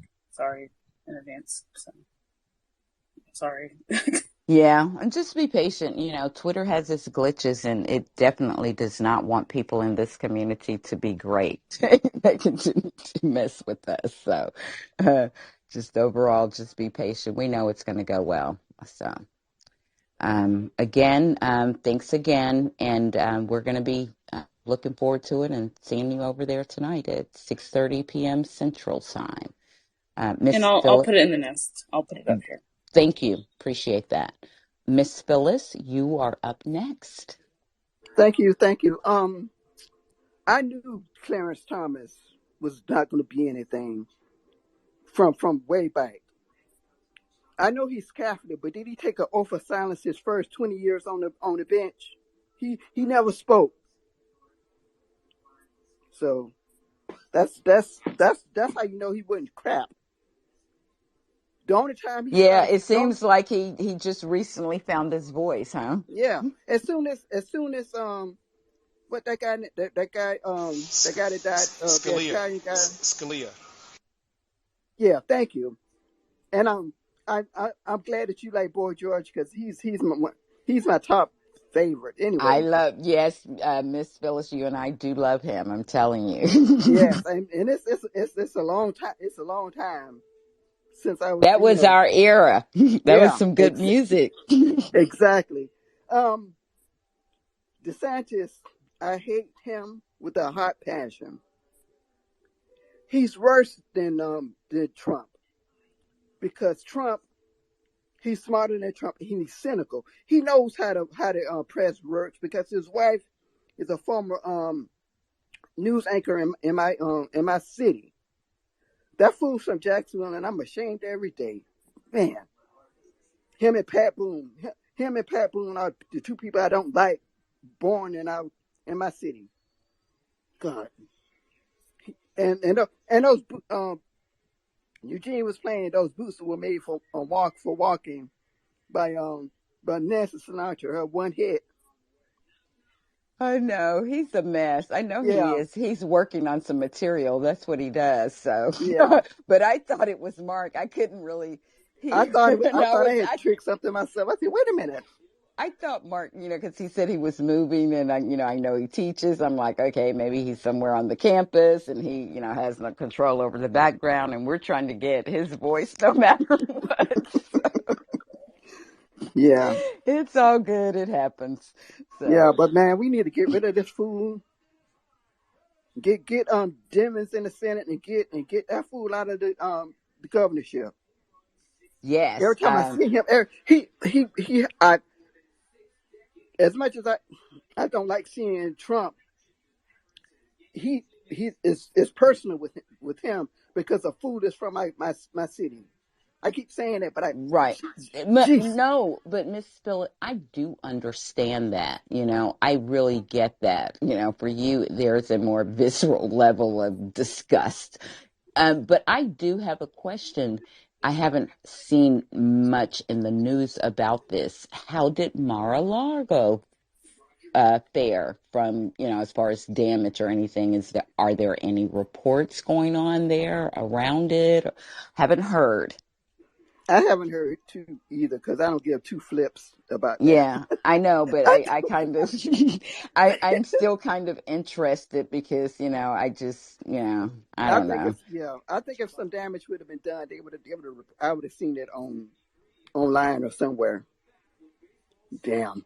Trump probably would have had it in a rally or been using it to fundraise and posting pictures. I don't know how people, you know what, the case with Trump, people think they're gonna be able to change him. Why do people give their money to Madoff, and he made off with their money? Because they No, you because they, didn't they say that. because they let white men always get the benefit of the doubt. You Wait, think you're wait, gonna change wait. Was that that fool? was that a double entendre? The first time on Democracy First? Was that a double entendre? I don't know if it was the first time, but it was a good Miss Yeah, yeah. Made But off man, of their money. That's a double entendre, isn't it? yes. this fool, It counts. you think he gonna change because you think you're gonna be the one to change him? If nobody, No, I mean because he not he being lump as 2K likes to call him, did he not tell the story about the what is it, the snake, crossing the lake or the ocean or whatever, not changing, basically a leopard not changing their spot, you've heard that story, right, Miss Phyllis? yes, it's How something about a scorpion and that's what it whatever. was. I said snake, but a I don't know. scorpion, Yeah, like, yeah, like you knew what I was when, you let me on your back or whatever. But I mean, like I said, he has no shame and really saying loud and proud who he is, what he's about, and they seem to lap it up.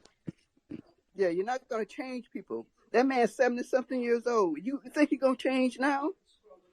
I don't know what these lawyers who they think. You know, it's almost to the point where they just take. They know they ain't gonna get paid, so I don't know what the hell they doing. Yeah, that's what I don't get. Like, like the supporters. I mean, yeah, that's kind of just a vote, maybe a donation here and there. But to like spend hours and time and possibly your reputation and with some of them, possibly your license to support this man, I don't get that kind of devotion. I'm sorry. There's not there's not enough publicity in the world to make me lose my values. No. But I guess that goes to show you hit on the key word there, Miss Phyllis, values. Because I don't think they have any. All right. Thank you. All right. Well, thank you. Always glad to have you come up and join in the conversation. I know you're always here supporting us, and I love it when you're here, and love it even more when you come up and share in the conversation. So thank you for doing that today, and we are going to continue praying for your community there, regardless of the leadership that you have in place and in spite of the leadership that you have in place, praying that, because we are in an election that is able to go forward without any problems for all the people, and that the people speak up and speak out for, good leadership there, because he's not it. But Pup, you're next, and we are getting into the wind down phase of our conversation today. So if you're listening in the gallery and you'd like to join in before we close, please request the mic. And if you are already here on the stage, raise your hands for some final thoughts before we close out. Yeah, well, I put my hand up when Graham was talking about GMOs. And so this is going to go back about an hour. Hope you guys can tolerate it. For me, GMOs are still, the jury's still out. I don't think they've been around long enough to really know if there's a problem. I also kind of have a problem with them because a lot of these seeds are engineered so that you can't turn them into, in other words, you can't harvest the seeds and then replant them. I bet there's a term for that, and I know I'm spacing it. So I got kind of a problem with that, which forces farmers to go back and rebuy the same seed versus keeping a portion of their harvest so that they can, reseed their property. I also agree with Graham's comment about all this technology should be open sourced, and that would prevent the debacle that Monsanto did, where a farmer plants a Monsanto seed, but the farmer next to him plants a Monsanto seed, and then you get a little bit of cross germination, and then Monsanto, after he harvests, Monsanto comes in and sues him, the farmer that didn't plant the Monsanto seed, for theft of a genetically patented modified product. And Monsanto went to the point of creating an army of inspectors that roamed the country looking for those situations, so they in fact could initiate those thousands of lawsuits against small regional family farmers. Yeah, and generically speaking, if you're doing gene splicing, I think we need to be really, really, really, really, really careful when we do that with long-term studies before it becomes, readily, or something in particular becomes readily acceptable, or considered to be quote safe. Because anyway, and I'll get off my soapbox. Thanks, Dee. All right. Well, thank you so much. We've got Donna. I'm sorry, Sean, who has come up. I'm going to get her, Sean, and then Fish and Donna. How are you today, Sean? I am doing well. How are you doing today, Dee? I'm great, thank you.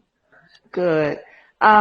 Good afternoon, good morning to some folks here.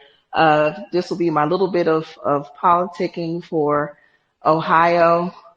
Okay, so we know we are now into the season of them taking early votes.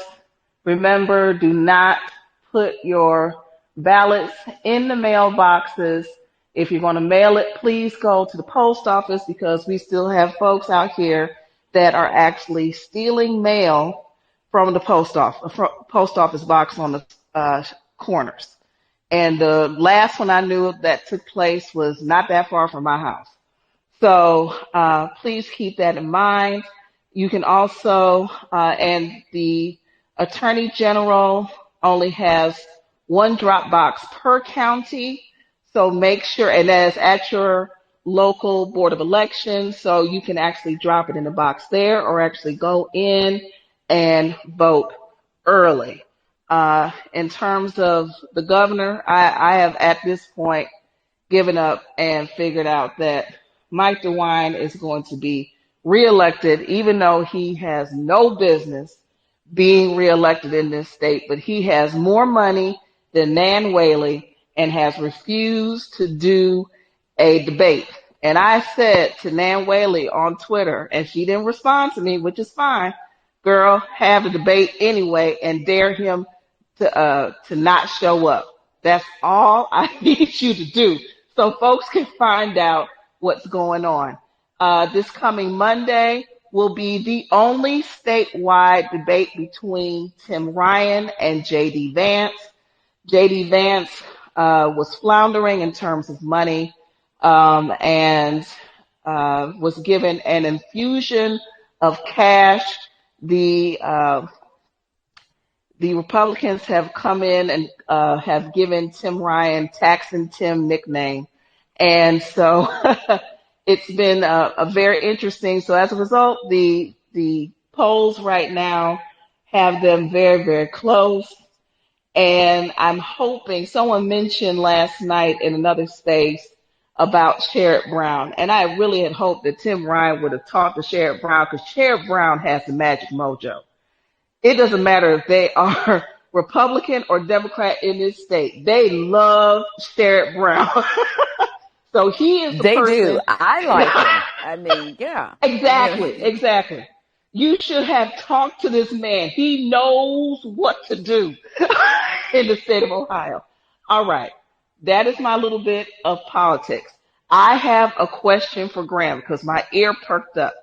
So I did pulled up an article regarding the sickle cell work that they're doing right now. And You had stated that it would fix in terms of if you're the parent, or if you're an adolescent, that it would fix the gene so you would no longer have, or correct me if I'm wrong, would no longer pass that genetically to additional offspring. So is it that they are, what's being injected does more than just change the shape of the blood cell itself from being a sickle to a normal blood cell? Or are they going as far as actually changing the mutation that causes the sickle cell trait in the first place? Yeah, that would be, they're altering the genetic code. Okay, I have to say this. That's awesome. It is awesome. And that's with the CRISPR Cas9 technology, and it's very reliable. And I know, Pup, you talked about GMOs, and that's a different discussion.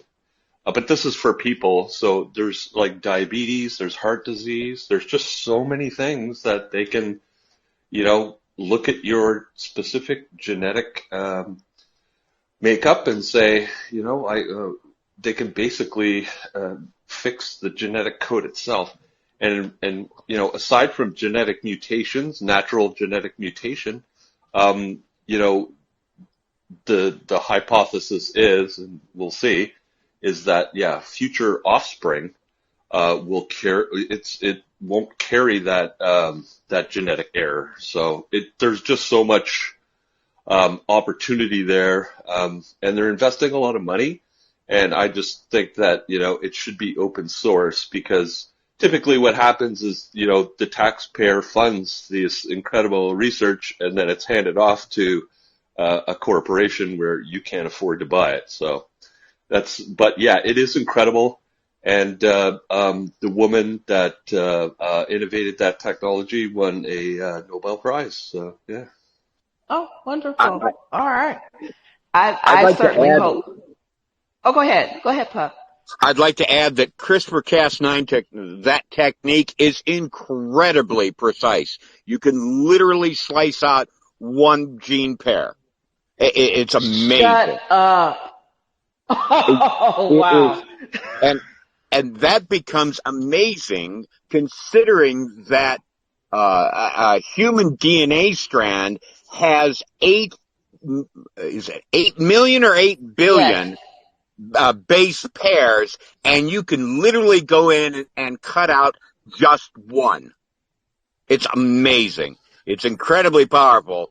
And by the way, I'm diabetic, so I am really closely following the 3 or 4 laboratories that are working on a gene therapy to cure diabetes. Oh my God. Please get that done tomorrow morning. Well, I just quickly wanted to add here Mm-hmm. before I finish this out, is that this would also be applicable to cancer, and cancers are genetic and built with your genetics.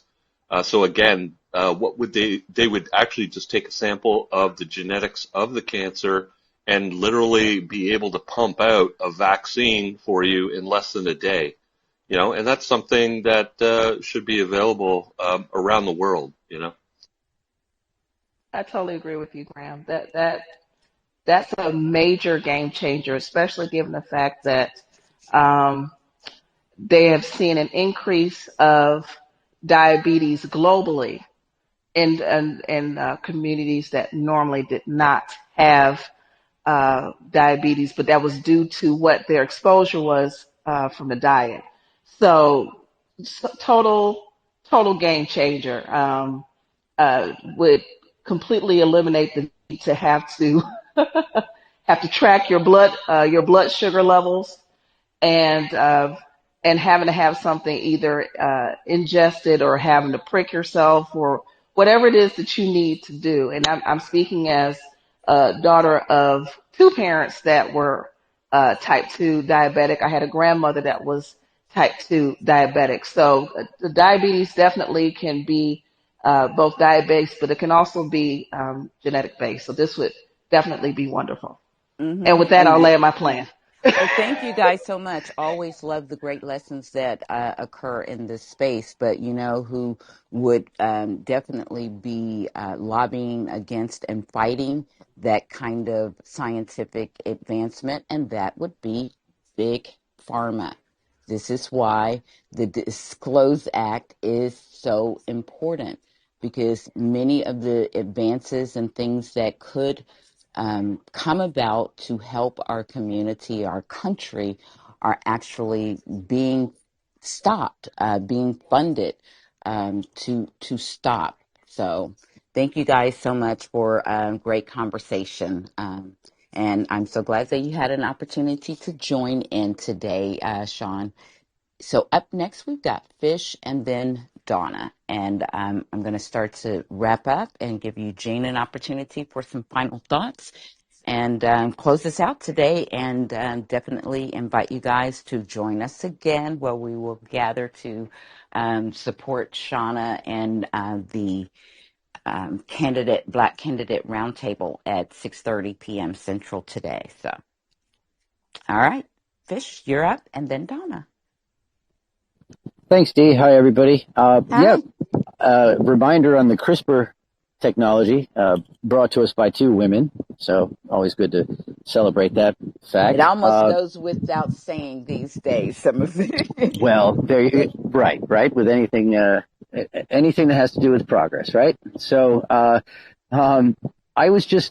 just came up because, well, again, not to divert things, but it's a heavy reporting week for economic data, and I put some stuff up into the nest. The last thing I posted was just in case anybody is looking at either a refi or deciding to make a move or anything like that. The cities with the biggest change in annual income needed to afford a home over the last 2 years. In case anybody wants to know whether or not they're overpaying for something or likely to be, some of these numbers are astonishing, but it's not always the cities you'd expect, I know somebody who's looking at Riverside, California, and, that's up 96%, so, some of the other cities you might expect, Miami, of course, but, just for anybody's edification, if they're looking at anything like that. Just be aware on Friday, we're getting a wage number. The reason I think that's important, I think I put it in the nest. Well, I tried to at least. Anyway, I was in here talking about the job openings number coming down pretty sharply, which I was spinning as positive news from an electoral standpoint, shows that the Fed is getting something done and so on. One thing I left out of that is that layoffs have actually started to tick up. So that's good news for the Fed, bad news for the rest of us, in the sense that the whole purpose to this is really to cause some pain. And it is starting a little bit. Not seeing a huge number change in unemployment or quitting just yet, but layoffs are picking up a little bit.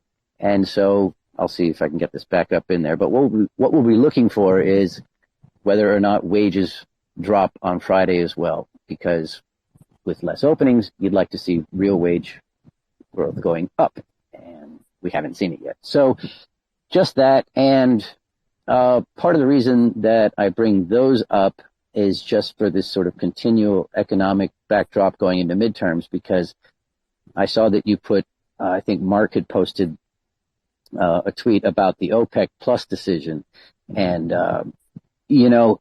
I see people out there like one of our favorites, that K Hunt, whatever, from CNN, talking about how this could be an October surprise. Again, not telling anybody what they should or shouldn't say, but I will just remind people that if we respond to things like that, we draw attention to it and validate it, because the sad truth is that could really be an October surprise. This will not bode well if they go through with the 2 million barrel cut. And, it's just kind of I don't want to say it's a bad look. It's just, Biden clearly went over there and made the overtures to get more oil for a reason. And we can cut into our strategic reserve, but we're already at 30% burn through on that. That's a record. We don't really want that to be the answer. And, you know, a lot of us want to get out there and be political and say, you know, OPEC is doing something good for the oil companies and for the GOP right before midterms. Yes, that actually is true. But, you know, these gas companies make more money when we buy more gas. To be clear, I mean, this is how I see it. People may not agree. OPEC's going at our Fed. They're not going at Biden. Because what's been going on, and I'll just, again, say it frankly, the Fed's been hiking rates to crush oil demand and send our economy into a recession pretty quick. That sounds negative, but that's technically what the word is for it.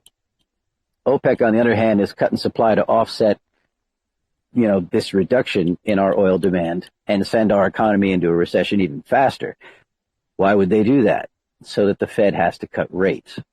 Now, that actually sounds good when we're talking about inflation concerns and all of that, but it's not. That's what the GOP wants. The GOP makes money when rates get cut.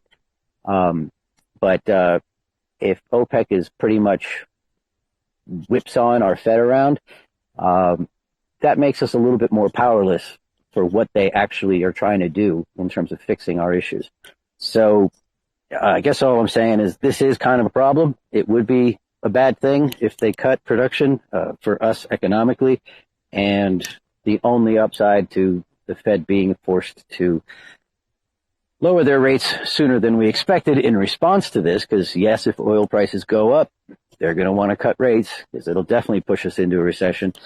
Perhaps it would be good globally, because as strong as our dollar is, when our rates are going up, that's what's making things tough on everybody else at their central banks. So perhaps OPEC benefits from that as well. But anyhow, the net is it's not a great development right before the midterms, and economically, we should focus on whether or not this actually helps us. And technically, it wouldn't. It would push us into a worse spot faster. But yeah, sorry, that's all. Thank you, Fish. I appreciate it. And we look forward to your financial updates, whether they are positive or, not the most upbeat. We count on you to give us the truth. So thank you for coming and sharing your expertise with us. We really appreciate it. And I know you will continue to do that because we kind of need to know what's going on, because we are here in the middle of a midterm, and we know that the state of our economy is one of those things that is being used in the messaging, sometimes in real ways and sometimes, kind of orchestrated. So I appreciate it when you can kind of come and give some clarity to that. So thanks a bunch. Appreciate it. And I think up next is Donna and then Nevin. How are you, Donna? Hello, I'm doing okay today. Oh, Just a good. little sinus headache, but other than that, I'm good. I I feel your just wanted pain. to, I just wanted to piggyback off of what Mark was saying about Clarence Thomas. My mother worked for EEOC when he was the head of EEOC, which is a government agency, Equal Opportunity Commission, and she talked about that man, him and Reagan.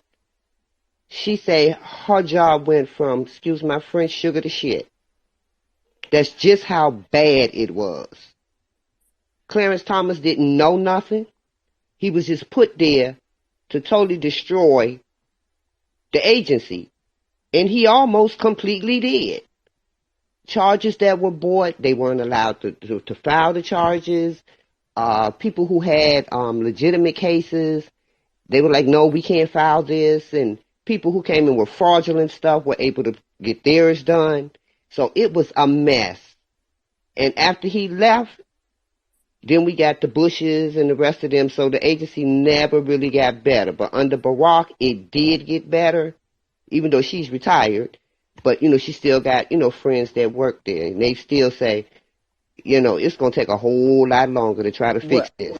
When you destroy something to that extent over that period of time. It's not going to get repaired overnight. And I'm glad that you phrased it that way, because essentially that's what the former guy did when he got in office with every department within our government, essentially install people to destroy it from Hmm. within. Yes, and that's pretty much what he did. And like the National Labor Relations Board, she worked for them as well. And she was saying, like, even under Republican Republican presidents, they never tried to just destroy the agency. They would do little underhanded stuff. She said, but Clarence Thomas, when he came in, it was just a totally different ball game. It was like She, it was his sole agenda. yes, like they may have had maybe 100 cases they had to do for the month. When he came in, it went up to 300. They didn't want to give any, and she had to do a lot of work at home, and there was no extra money involved. You just had to, make it do what it do. And when he became the nominee, when I tell you that lady walked around the house and some of the words that came out of her mouth, I was like, oh my, that's my mama? Yes, that's just, she said she'll tell you, I hate Clarence Thomas with a purple passion. So yeah, so Mark, you're right. When you say he is the worst, he was the worst before he became a judge, and now he got a little bit more power. Oh yeah, he feeling himself. Yeah, he has definitely become more outspoken, so you can tell that there's a certain amount of confidence, and it's kind of like he's just been sitting back, biding his time, and waiting. And I feel like they have been kind of But waiting not for just him that, to he have got a this cohort moment. now. He has a Yeah. cohort in his wife. Mm-hmm. And I think all along, they've always known this woman. I don't buy that, But I mean, back during time, I'm talking about she wasn't, no, you knew nothing about her. But after he became a Supreme Court judge, you start hearing a lot more about her And so and that to how me she's was like, influencing. right, and using his influence, and I feel like her knowledge, from Oh yeah, he need his to be kicked network. off. He need to be kicked off the court for for his ethics, and she need to go to jail. And like I say, like just for Melania and Ivanka, yeah, she get a pink jumpsuit. We won't put her in orange. We'll be nice and go with the color and give her pink. Yeah, but insurrection has consequences, and certainly if you're the one paying and planning it. I don't care if you weren't the one, going up the steps of the Capitol and breaking windows, but you were the one who bussed people there, who amplified it, who got support for it, and so yeah, she needs to be punished. She needs to have some consequences Exactly, and because she's 'cause I still was working boycotting at it. Publix for a while. I boycotted Publix for a while because one of their Hmm. I can't remember. Executives, that female Yes. lady. Hmm. Mm-hmm. Yeah, the Yep. the She had a part in it too, hmm donating money. I said, okay, fine. I'm gonna stop buying your stuff, but the only one who got boar's here, so I was like, oh damn. So that made it a little hard. But yeah.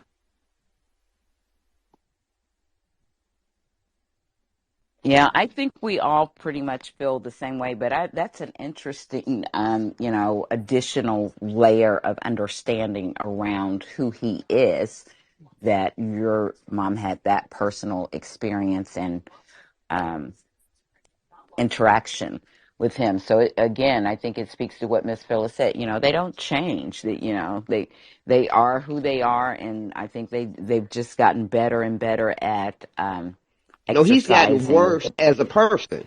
Right, but better at exercising their agenda. you Yes. know. Yes. I hmm agree with that. So how are things otherwise down in Florida? Well, I'm in Miami, so we didn't really get, hit like hard with we had a little wind. We had a couple of tornadoes touch down, but we didn't get a lot of, like destruction. We had more flooding than anything. because it took my backyard about a week to finally absorb. I had a whole pool. It went to a kiddie pool, then it finally dissipated. But other than that, that was pretty much, just flooding. That is so good. And I feel so, I'm happy that a lot of the people that we know in this collective community from Florida, no one I'm has still really been. No, the only people I know that have really been hit hard, and that's as far as their power. That's Madam President and Miss Morgan, because I don't know if they got their power back yet. I know they hadn't got it back as of Friday. So I'm still trying to find out about them. And Joni, we haven't heard from her because she's up in Central Florida. She did come in maybe a day or so after. I'll DM her and find out. And she seemed to express that everything was, kind of okay in her immediate area. Right. But I haven't they had heard an from her. article. They had an article that came out in Naples and Fort Myers. They have pockets of the black community there, and they were complaining and saying that they're only worried about the coast. What about us? We don't have no power. Anytime something happens, we're always the last ones to get our power back. I saw that. Yes, and I'm like, okay, well that's typical Florida. That ain't nothing new. It's nothing new. And certainly to be expected with the kind of governor that you have. I mean, exactly. If he can I X lived out through a the whole hurricanes, community. Charlie Chris. Okay, they had more programs. When I tell you they had programs, if you were out of power for more than 2 weeks, they had programs set up where they would help you buy a generator. They had other programs where if you had food in your refrigerator or whatever, and your food went bad, they sent you vouchers or checks. If you were in the food stamp program, they would double, and they doubled those for 6 months after the hurricane. So that's what I'm saying. Charlie Chris, no, we'd have never experienced this if he'd have been governor. Never. It wouldn't have been like this. Because I remember when, God, I can't remember which hurricane it was. It was 5 days before this thing was supposed to make landfall. He told all them people over there on Miami Beach and them Barrier Islands, he said, look, I need y'all to start moving now.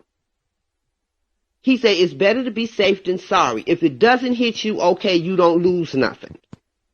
But if it does, this will save your life. And I just can't understand why them people listen to this man when they talk about giving them, 24 hours or 48 hours to evacuate? That's crazy. But I wouldn't listen to that. That just shows you the difference in real leadership. That's what that points to. Oh, and one more thing, Dee. It was a lady tweeted, I can't not remember her name. She said that her daughter lost her baby due to the hurricane. She's in the hospital, and they refuse to do the procedure on her that she needs because of the ban. And this lady said, if my daughter dies, they will never, ever forget seeing me. So, yeah, people, it has real effect, this abortion ban. For people who have not, for whatever the circumstances have been, you have people who are going to die. And the natural disaster is not her fault. Right. And some of them don't care. Some of them just straight out say, we don't want any exceptions for the mother's life, any of that stuff. And basically that's saying they don't care if you die. True. And it is known medical fact that during a hurricane, the barometric pressure drops, which can cause you to go into labor, whether you are, usually it doesn't happen till, I think, after 6 months. But the simple fact of the matter that it can happen. Because I know when Irma came through, My daughter was 8.5 months pregnant, and we had to take her to the hospital. I had to stay with her. And you should have seen the people who was going into labor just from the barometric pressure dropping. I think they had like 12 babies born that in between that time. So yeah, it's true. And this is going to be a sad day when all these people turn around and sue because their loved ones have died because of stupidity. And it's just a matter of time when that starts to happen, when the true real life reports and results start getting reported, because now you're really still in the early stages, and I appreciate you bringing these stories to light, and we are hoping that you guys who live there will continue to let us know what's going on. I did see a tweet or something featuring some people in an area. They were African American, saying pretty much what you had said, but none of us are really surprised by that. But we definitely do need to call it out, because I think we have an administration, when those things are called out, they will seek to address them if possible. So did you have anything else that you wanted to add? Just one more thing. I retweeted the tweet that Dawn, when they were showing when President Biden and First Lady Jill Biden touched down, that DeSantis wasn't there. I say, to see, I'm so ratchet and petty that if DeSantis had been there, I'd have been one of them ones that turned around, dropped my drawers, and say, "Kiss it." Not the streak. Okay.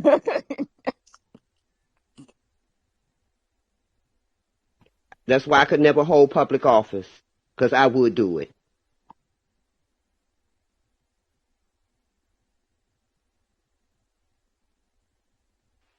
Dee, did you say something? Yes, I was. I'm sorry, I was just chatting away. Thank you. Just, there's like the silence. And I know what She happened when that happened. Donna had me laughing, so I thought about the Me too. period that you remember, that period we lived through, Donna, and Phyllis will remember this too. The streak, remember that? Yes, I remember people was running through the street buck naked.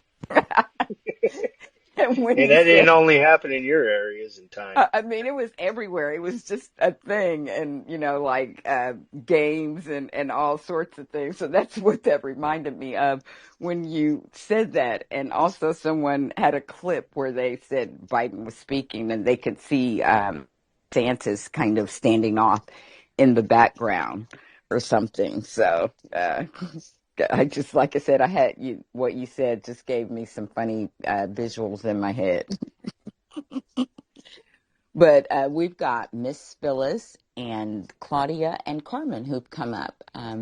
So again, thank you for being here. And if you have any final thoughts, then, raise your hand up and we'll give you an opportunity before we close out here. So hello, Claudia. How are you? I'm sorry, Miss Phyllis, Claudia, and Carmen.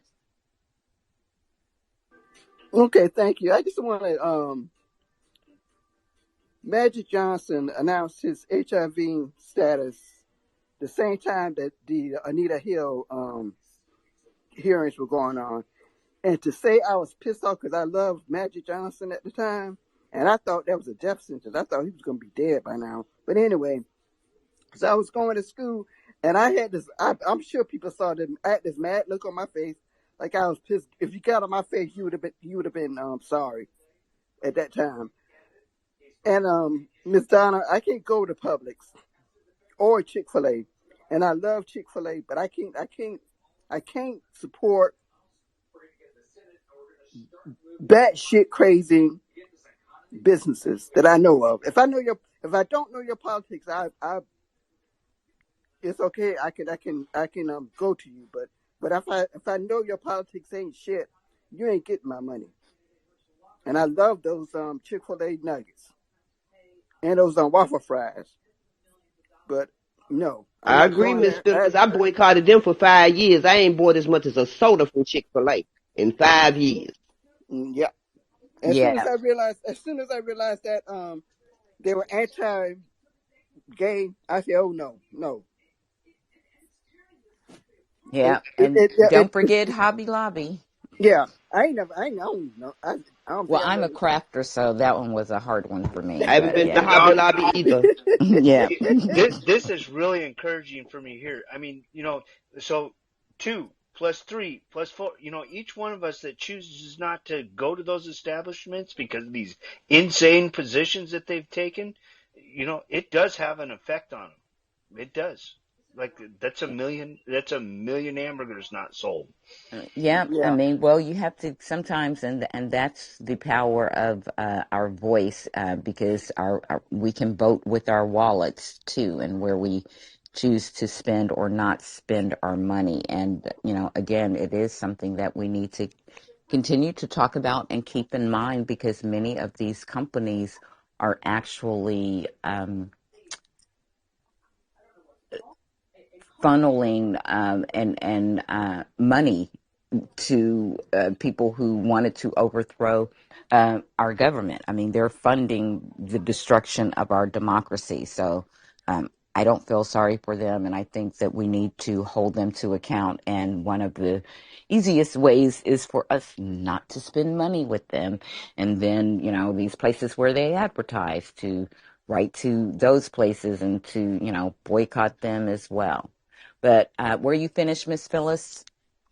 Did you have anything else? And I remember the Magic Johnson moment too, because it just goes to show you like how science and medicine it evolves, and people, should understand that, and that's why it angers me sometimes when people, were getting on to Dr. Fauci about changing, you know, uh, information or whatever. I'm like, that's how science and medicine works. As new information is gathered, then you work with that new information, and like these people don't believe in science anyway, so they find any reason to discount it. But I that always made me angry when they did that because it's just like that's so basic, you know. As my mother used to say, if God to the Jehovah Witnesses, if God didn't want us to use blood transfusions, then He wouldn't have showed us how to do it. Okay, he gave us the technology and the gifts and the information. So, yep, Yeah. understand that So, too. and yeah. Let me not get into religion. Let me go. Bye. Bye, Miss Phyllis. Thank you. We love you, and like I said, stay safe down there and keep us updated. Let us know how you're doing and how things are going. So, up next we have Claudia, then Carmen, and then Graham. Thank you all. I think all of we're down to just a few textile stores that are all really retro ownership. I'm not sure what we can do anymore. I've got a trunk full of fabric that I've kept for, decades. So I guess I'll have to work that. But I'm going to pivot now to the bigger topic you're all hearing coverage about the hurricane hazards and liabilities and all that. And they're missing the accurate story on what Florida's history in coastal zone management is. NPR got close yesterday if people heard all things considered, but is it appropriate for me to just put a little history in growth management in the state of Florida that deals with the hurricane consequences we're watching closely now? Oh, absolutely. I mean, and I'm glad that you said that because it's something that, like, it's a story that, I heard many moons ago, and I think it's relevant again now. So continue. Thank you.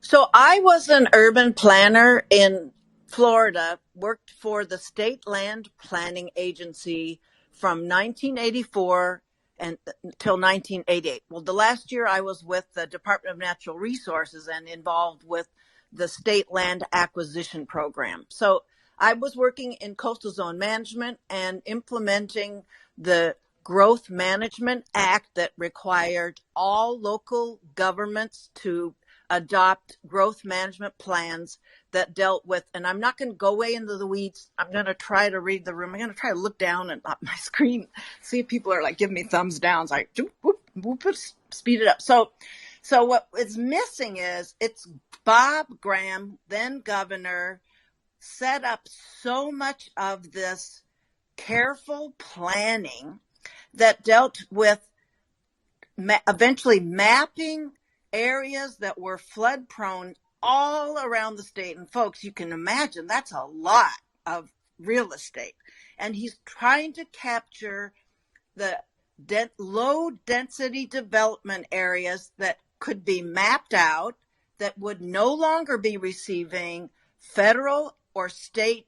I mean, it was the federal coastal zone protection stuff, and then there's the state acts to limit and infrastructure investment. And you can just fill in the blanks. Let your minds go. All kinds of infrastructure, roads, sewers, bridges, everything. So they could lower that liability. And let me roll back one step up.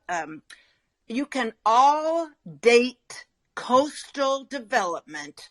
You can just see it all starts after the National Flood Insurance Protection Act was enacted in 1968.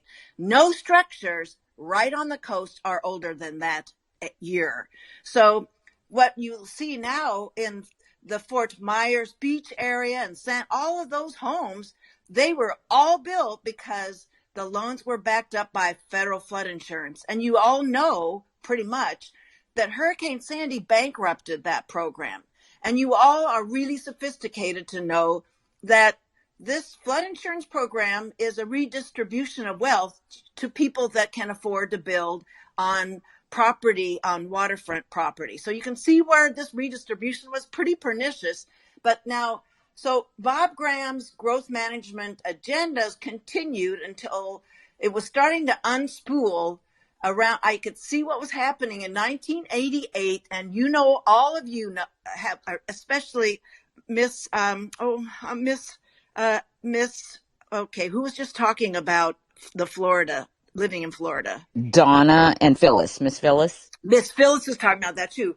So that Jeb Bush rolled in with his machine around 1988, I'm thinking. And that's when they all got set up. They were unspooling one unbusiness friendly, in their estimation, one enactment after the next. So it was, people say Chris could have helped, but Jeb Bush was already had his pernicious influence on the decisions that were made. Now, I know Trent Lott on the federal level was rolling back a lot of wetland protection that enabled casinos to be built in the Gulf. And there's all these things that were sort of undermining that buffer that Mother Nature offers to deal with those storm surges and inundations and all that kind of thing. Are people with me? Can we get am I making sense here? Am I bringing stuff? Yeah, but keep it like not too far in the weeds. Okay. No, but you can see all these institutions were set up, and they're the redistribution part, and then the enabling of all this building eventually when Jeb Bush and successive Republican governors and on the state and the federal level enabled more building in the coastal zone, and there was the liability, and we are seeing that there's so much damage now, and I don't know that there's any money left. Can't be any money in the National Flood Insurance Program, but we know it's not been totally discontinued because people expect their loans to be covered by that federal program. So it's that I just wanted to get that part in. Is Jeb Bush those receipts are his to undo what was very carefully thought out back in, they said in the 70s, by full force by 1982, 83, those are enacted. So there's some through lines with Republican leadership that have undermined sensible planning. And we see it's traumatic. and it's expensive where we are in this moment. Okay, I don't think there's any question, but I wanted people to have a little sort of a long-term perspective and the partisan dynamic involved here. I appreciate you adding that because, again, it just points to how, like, studies have been done, information has been had for some time. People have had opportunities to take advantage of this information and plan around it, but the way in which Republicans tend to do it is for short-term selfish gains and not for the people. And it is important that we understand how far back this goes and how they just truly ignore science or any types of regulation around anything, especially infrastructure. And we just cannot continue to ignore that, nor the climate change. And it's like they will continue to just like stick their head in the sand and just keep going forward. And they'll do something again, a patch in the immediate disaster, but then you just wind up back at the same place all over again. The science, though, I heard it was a UC Irvine, like right where I am, right in my neighborhood. An engineer was interviewed a day or two ago, and his history line doesn't go back. It's sort of like they don't understand. The engineers aren't talking to urban planners. That's a problem. That's a huge problem, that kind of siloing, that he is looking at, well, we could be doing this kind of stuff. Well, he should know, he should be working with urban planners to say, there has been precedents and they've been eroded and we have to start all over again. So that perspective is a problem. We can't, it's like the old adage, I know most of you heard this, is every adolescent thinks that they're the first ones to discover sex. Right. Yeah. So it's like all these people are thinking they're the first ones to come up with the latest and greatest with any kind of environmental protection. No, they've been there before. We need to bring those tools out, and we need to find out why those tools aren't there anymore.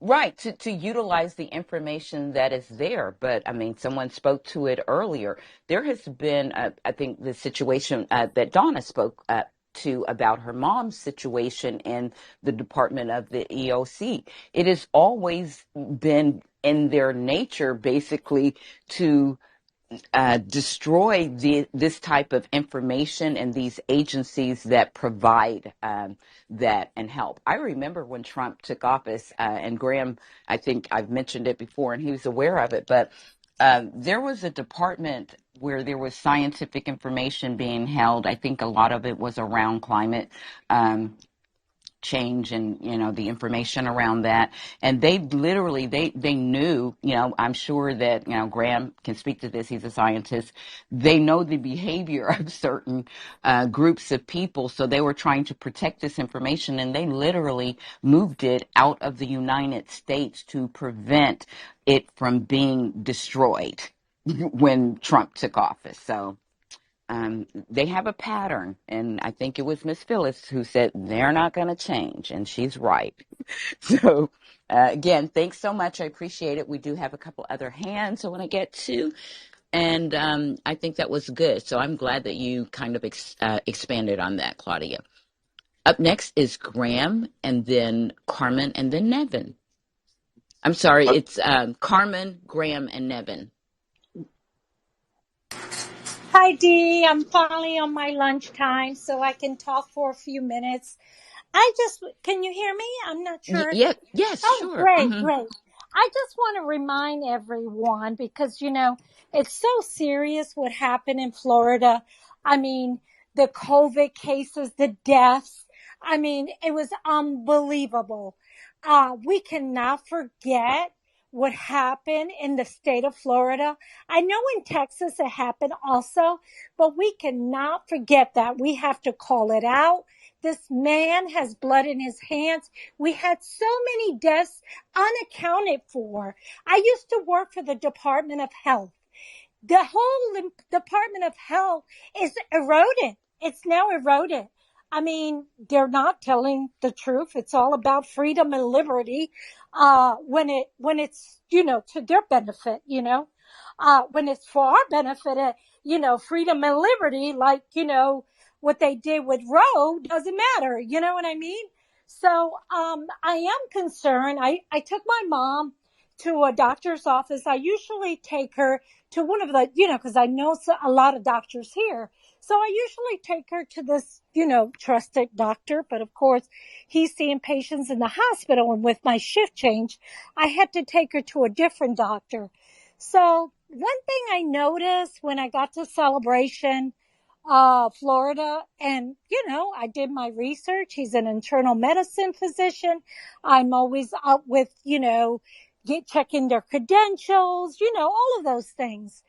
One thing that really stood out, and I was taken aback, because I'm like, doctor's office, people have different, they're immunocompromised, they're at risk of, get COVID is still around. I know people don't think that, but there's COVID deaths all the time, of course they're not being reported. Well, nobody really had a mask on. Not the doctor, not the staff, anybody. Of course, I love my Cuban folks, but most of them are just way out there. They're Republicans, and you know how it goes. And, of course, he's, a Cuban physician. No mask. Didn't hardly even touch my mom. And I was like taken aback. I was like, oh my gosh, I just need to get blood work, lab work, and then, kick them to the curb. But like I said, I mean, everything is just, eroded here. They're thinking about, we kept our businesses open. Everybody was flying over to Florida to open businesses because we had so much freedom, all these freedoms that we had. But they're not remembering all the deaths that we had. We had, Republican deaths, we had Democrat deaths, independent deaths. Like, Those that's like freedoms in the come put in the at a human cost. yes, and it's like we cannot forget that. And then this governor was making all this money pushing these drugs because they were donating to to him. I mean, he gained so many $1 million for promoting these freaking, I don't want to curse, these freaking drugs. I mean, people were passing out at the freaking clinics. Right. What When did he they was, call those oh my gosh, I know what you're talking. antiviral drugs Yes, that the did not antivirals. work. That did not work. Just everything under the sun. I don't know. I'm really pray to God that, cause Val Demings is my rep in Orange County, Orlando, Florida. And I mean, You are blessed. yes, I am blessed. And her husband, is the mayor. And I'm like, but, even with that being said, when you remember when we were getting all those vaccines, And we he were let a put on bunch the of back. Yes, we he were put let on the back burner. and Orange didn't he have County. a lot that expired? Didn't you have a lot? Or Yes, was it the yes, test? I know he yes, we let did. We did. And then he was given all these vaccines to like the ones that were like, given donations to him, like the the rich villages and areas. such. Yes. Like I have my neighbors, my Republican neighbors, they were getting vaccines in Lake County and they live in Orange County. Like what the. But anyway, I digress. I'm just concerned that, they will do anything to, they say we steal elections. They would do whatever they can to get Republicans elected. Like, I don't even know if it's true, but they were saying that, Herschel Walker, I guess there was an abortion that he paid for, but one lady was like, oh, there's nothing wrong as long as we take the Oh, House back Carmen, in the you must Senate. listen to yesterday's Girl, space I am and up Greg. on everything, you hear me? From articles to reputable news, outlets and all of those things and science and research. I just have to be because these people are crazy. And so I digress. I've been here 10 years. My blue friends from New Jersey, they're like, well, you know, nobody told you to move there. And I'm like, well, you think they're not going to come after you, but you're not safe even in a blue state. So you That is better the vote. thing. That is the thing, Carmen, because I feel like that is such an easy way to kind of, dismiss people, demographics, and whole, you know, territories of our country by, talking about like people like yourself and me and who are in these Republican states. I mean, we are Yes, not we can only do so much, especially when we don't have representation. Our we don't. voices are suppressed and dismissed, and we're not helpless, and we are doing things to change it, but we do need help from the outside. We need we're going to have to claw back some controls and a voice little by little. And I know there is a group of progressive thinking that has this ideology of just coming in and upsetting and turning the tables and the apple cart over and just demanding change. And, Well, and it's just not going to happen that way. And then it's right. like, what happens? What do you have to replace it with? Like you tear down everything and start fresh. How great is that going to go? Well, all I'm saying is that we have so much going on. I think I don't know if you heard that the what is NA double the NA double NACP NAACP. NAACP was speaking on what occurred in Jackson, Mississippi, and they have no representation also. And it's like, oh my God, like no drinking water. Like that's like one of our, necessities. Like when you look at the hierarchy, it's like, water, food, you know what I mean? Like Yes. that's like Yes, Maslow's law of hierarchy. exactly Yeah, and it's the basic, and that's how you know that they're so like just heartless, because they would deny citizens those very basic, like these aren't, like premium privileges people are asking for. They're just asking for the basic, like, clean drinking water. And and again, you mentioned Jackson, Mississippi, but we're all aware of what happened in Flint, and pretty yes, soon we we're we gonna be are.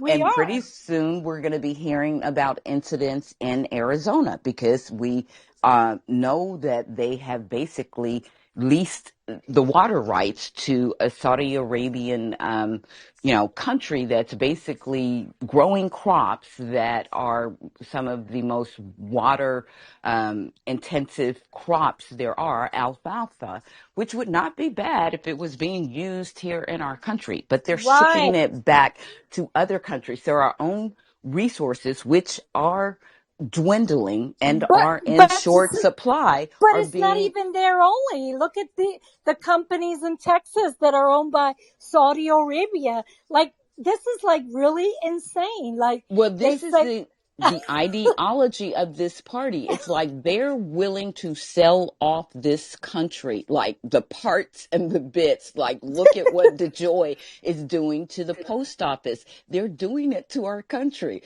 Like, let's sell off the water. And, I'm pretty sure if they could, they'd figure out a way to sell off our air, make us have to buy it back. According to you're right. Herschel, according to Herschel, he comes from China anyway. So, Yeah, it's just to me, it doesn't make sense what they're, talking about. And then they said, let's keep our business in the USA. But then they're doing all this in the, in the back, in the back door. Let's make a profit. But, nobody's talking about those things.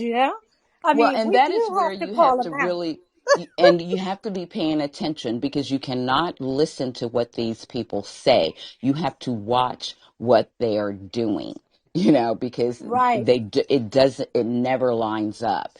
And for whatever reason, their base buys into whatever it is that they say, even when they can see with their own eyes what is actually happening. That's But like, I there don't. is good news though on the horizon, that there is a group of doctors and scientists and all of that are getting together because they really want to destroy our democracy, just everything. We used to have like normal Republicans that used to believe in science. Once upon a time, I mean, They're folks like used to get unicorns now. vaccinated. You Yeah, know, they're like unicorns now. But anyway, I digress. I really thank you for the opportunity. I got so, like, I have minimal time now to talk, but that's okay.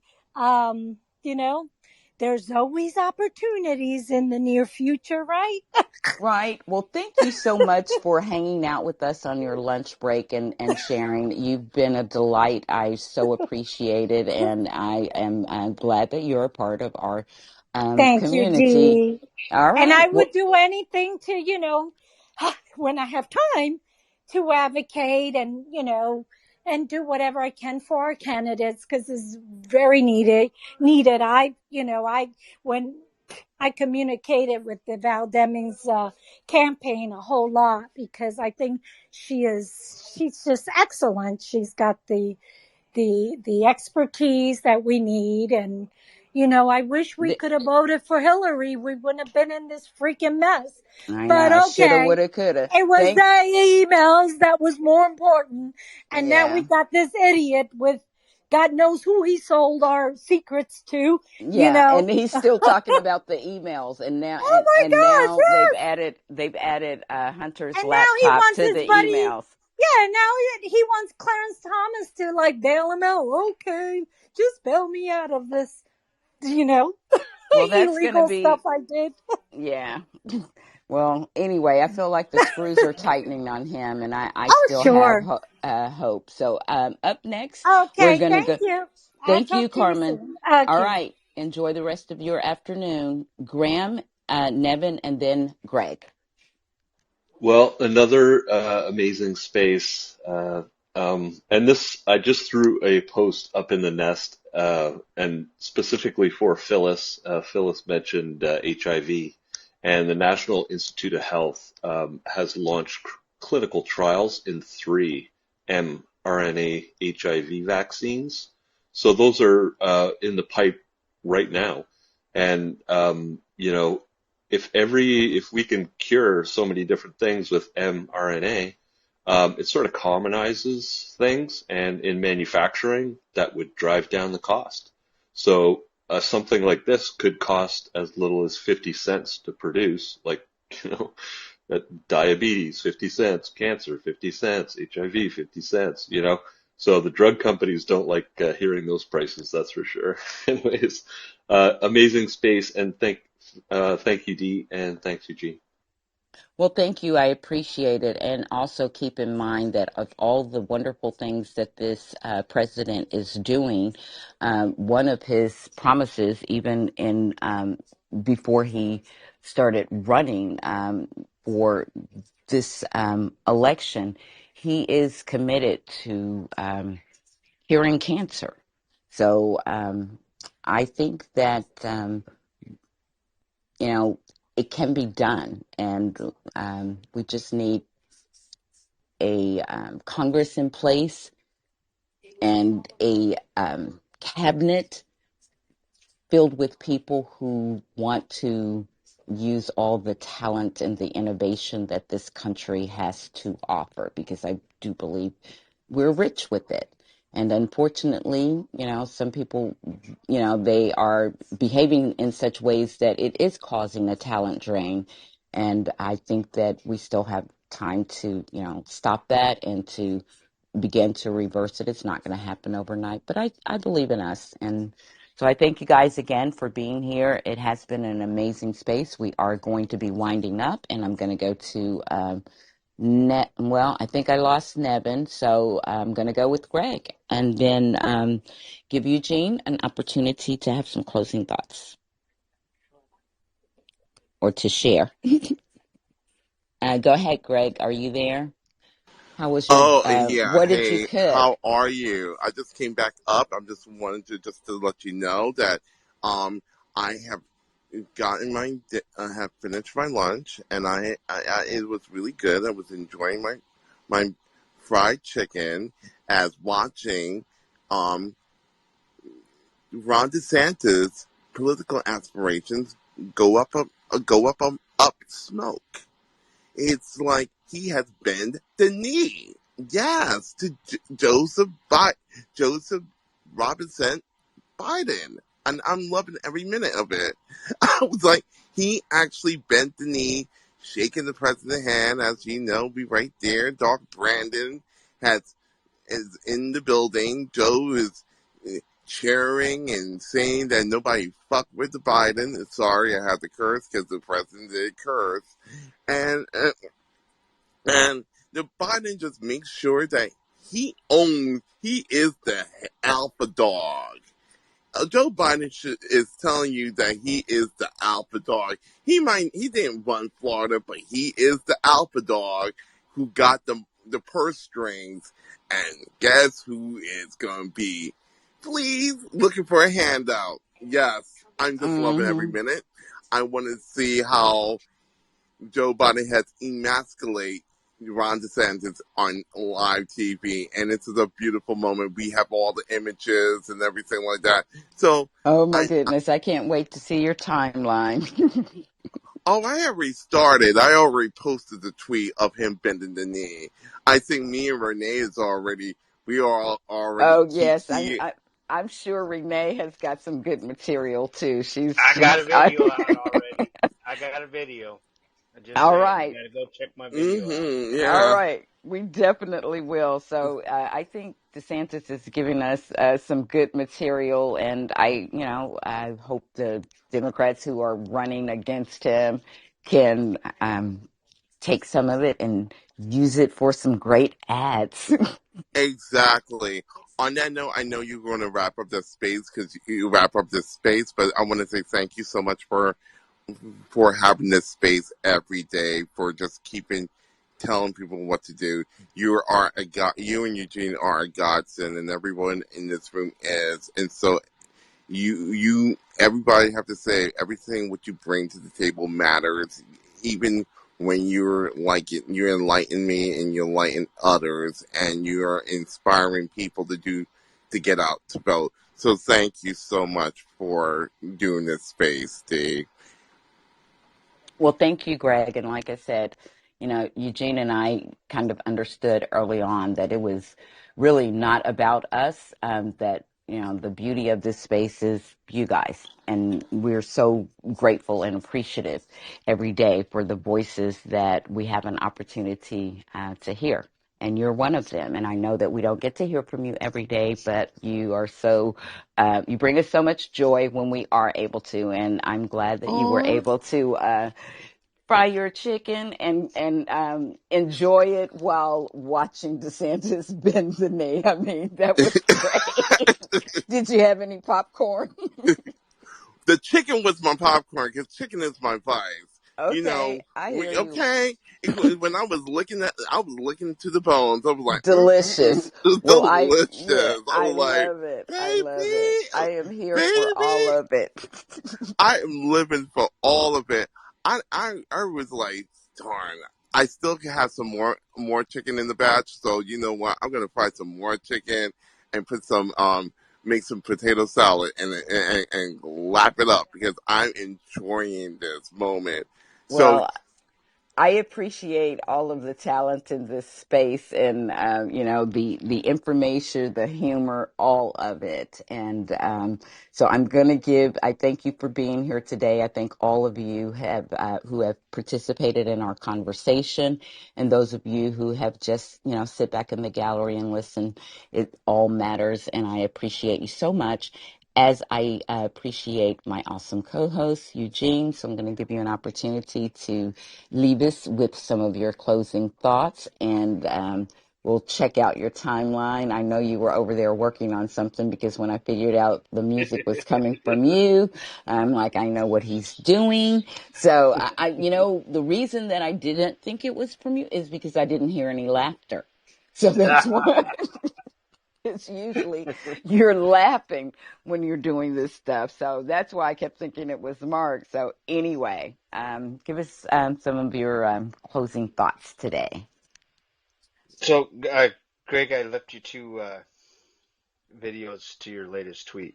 Um, you can Oh my enjoy. goodness! I see. I'm sorry. I don't mean to cut in, but Oh I my see some. God. I see some more pictures.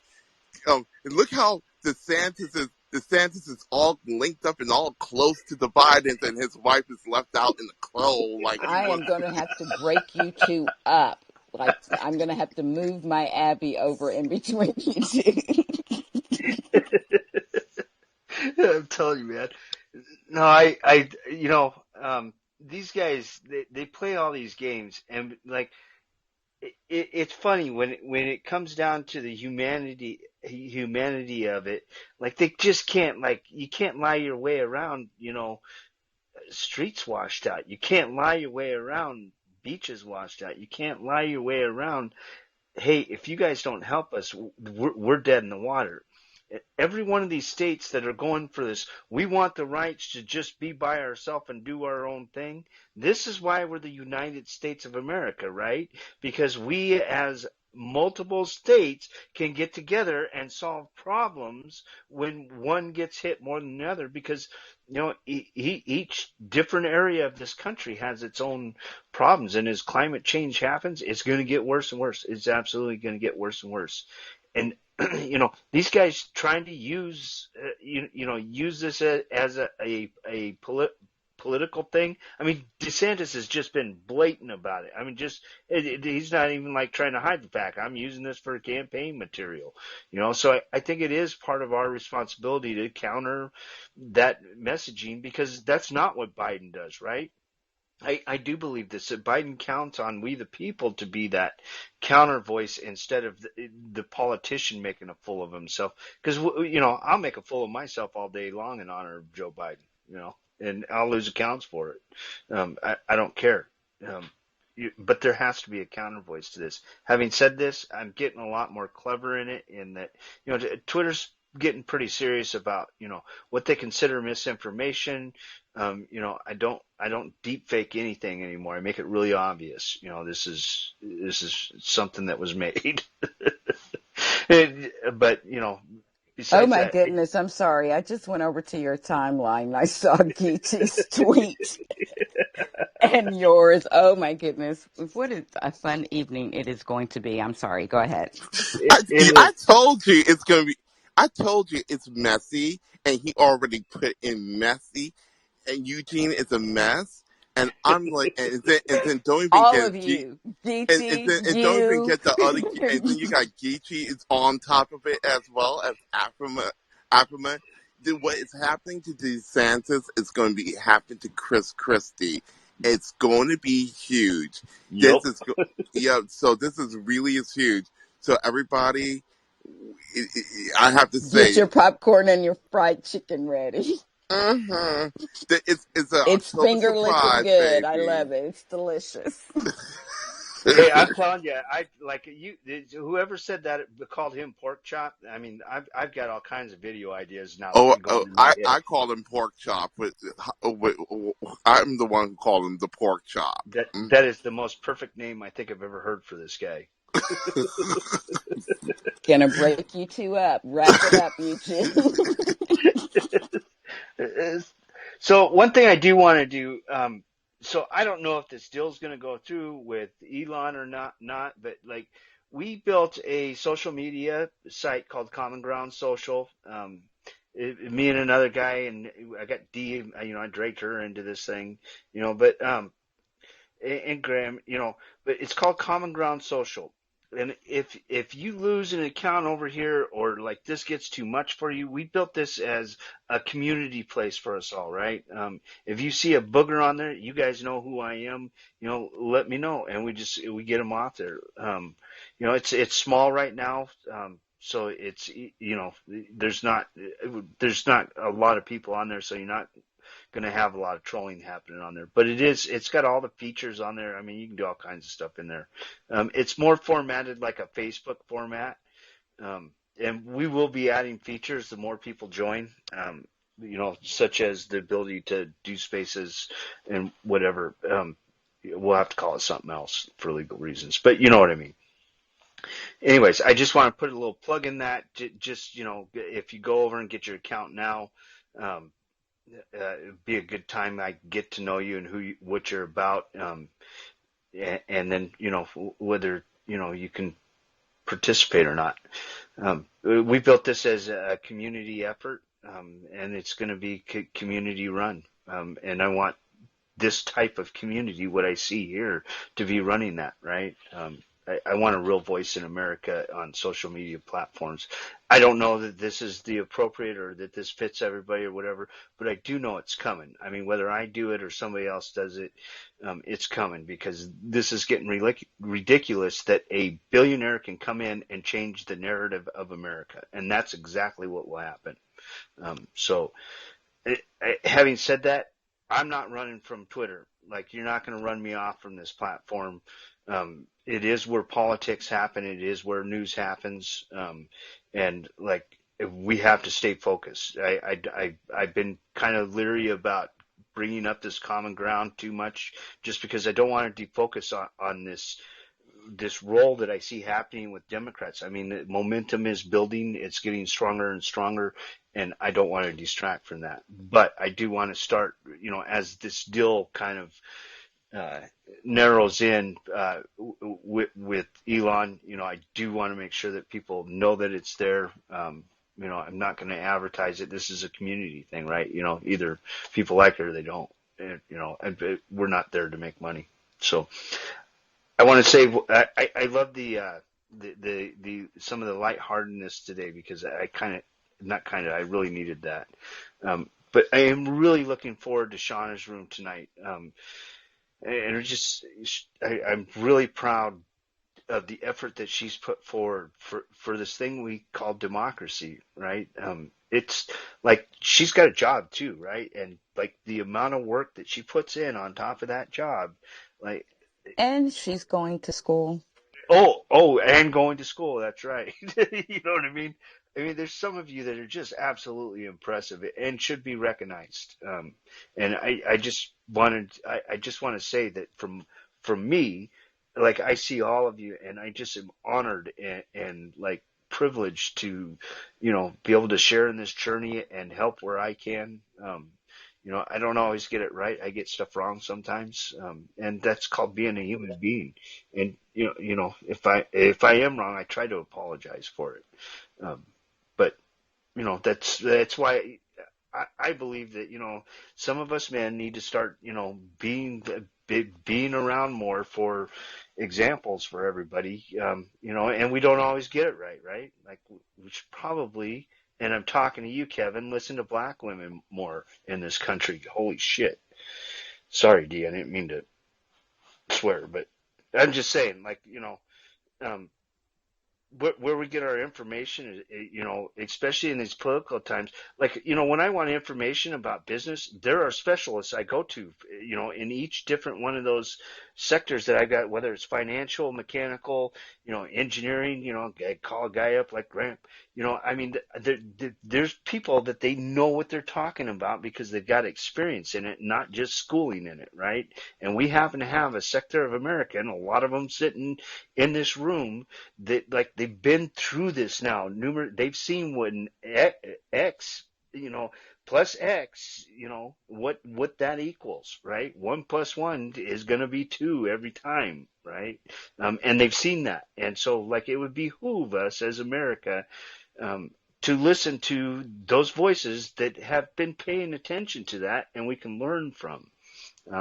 I hope that the Democrat Party up at the top, I think they are actually, just from some of the movement I've seen, are doing that. I think that they are listening to many of you, actually, that are sitting in here, because it's like, when you're right, you're right. And if you keep being right and I keep being wrong, either I change or like I'm walking in wrongness. And I don't want to walk in wrongness. And I don't think that, anybody in the party really wants to do that. We might have disagreements, but we always want to do the right thing, right? That's what I love about this party and the people in it is they're continuously striving for a better America. And it might not always be the right answer, but their intention is they want a better America for everybody, right? And not saying that we don't all have our own, selfish reasons for a better America. I do. Like I want to do business in a country where I have like a fair chance against the oil boys, right? I'm in renewables and like I've legislated in some states. I can't even do business in some states. And this is America, the land of the free enterprise. That's not free enterprise. And I'm not my industry is not the only one that has suffered this at the hands of Republicans. Because when Democrats legislate, they want to include everybody in it. And I've seen that far more clearly than I did, when Trump rolled down that escalator. And it's been because I've had this ability to learn from all of you and why I sit in this room. From my people's perspective, we're listeners. We watch, we learn from listening and watching. And this education that I have just stumbled upon of this ability to hear directly from people there's we've got people with law degrees and doctorates, and it's just that it's amazing to have that ability to learn at the feet of those that have had that experience and education. So thank you.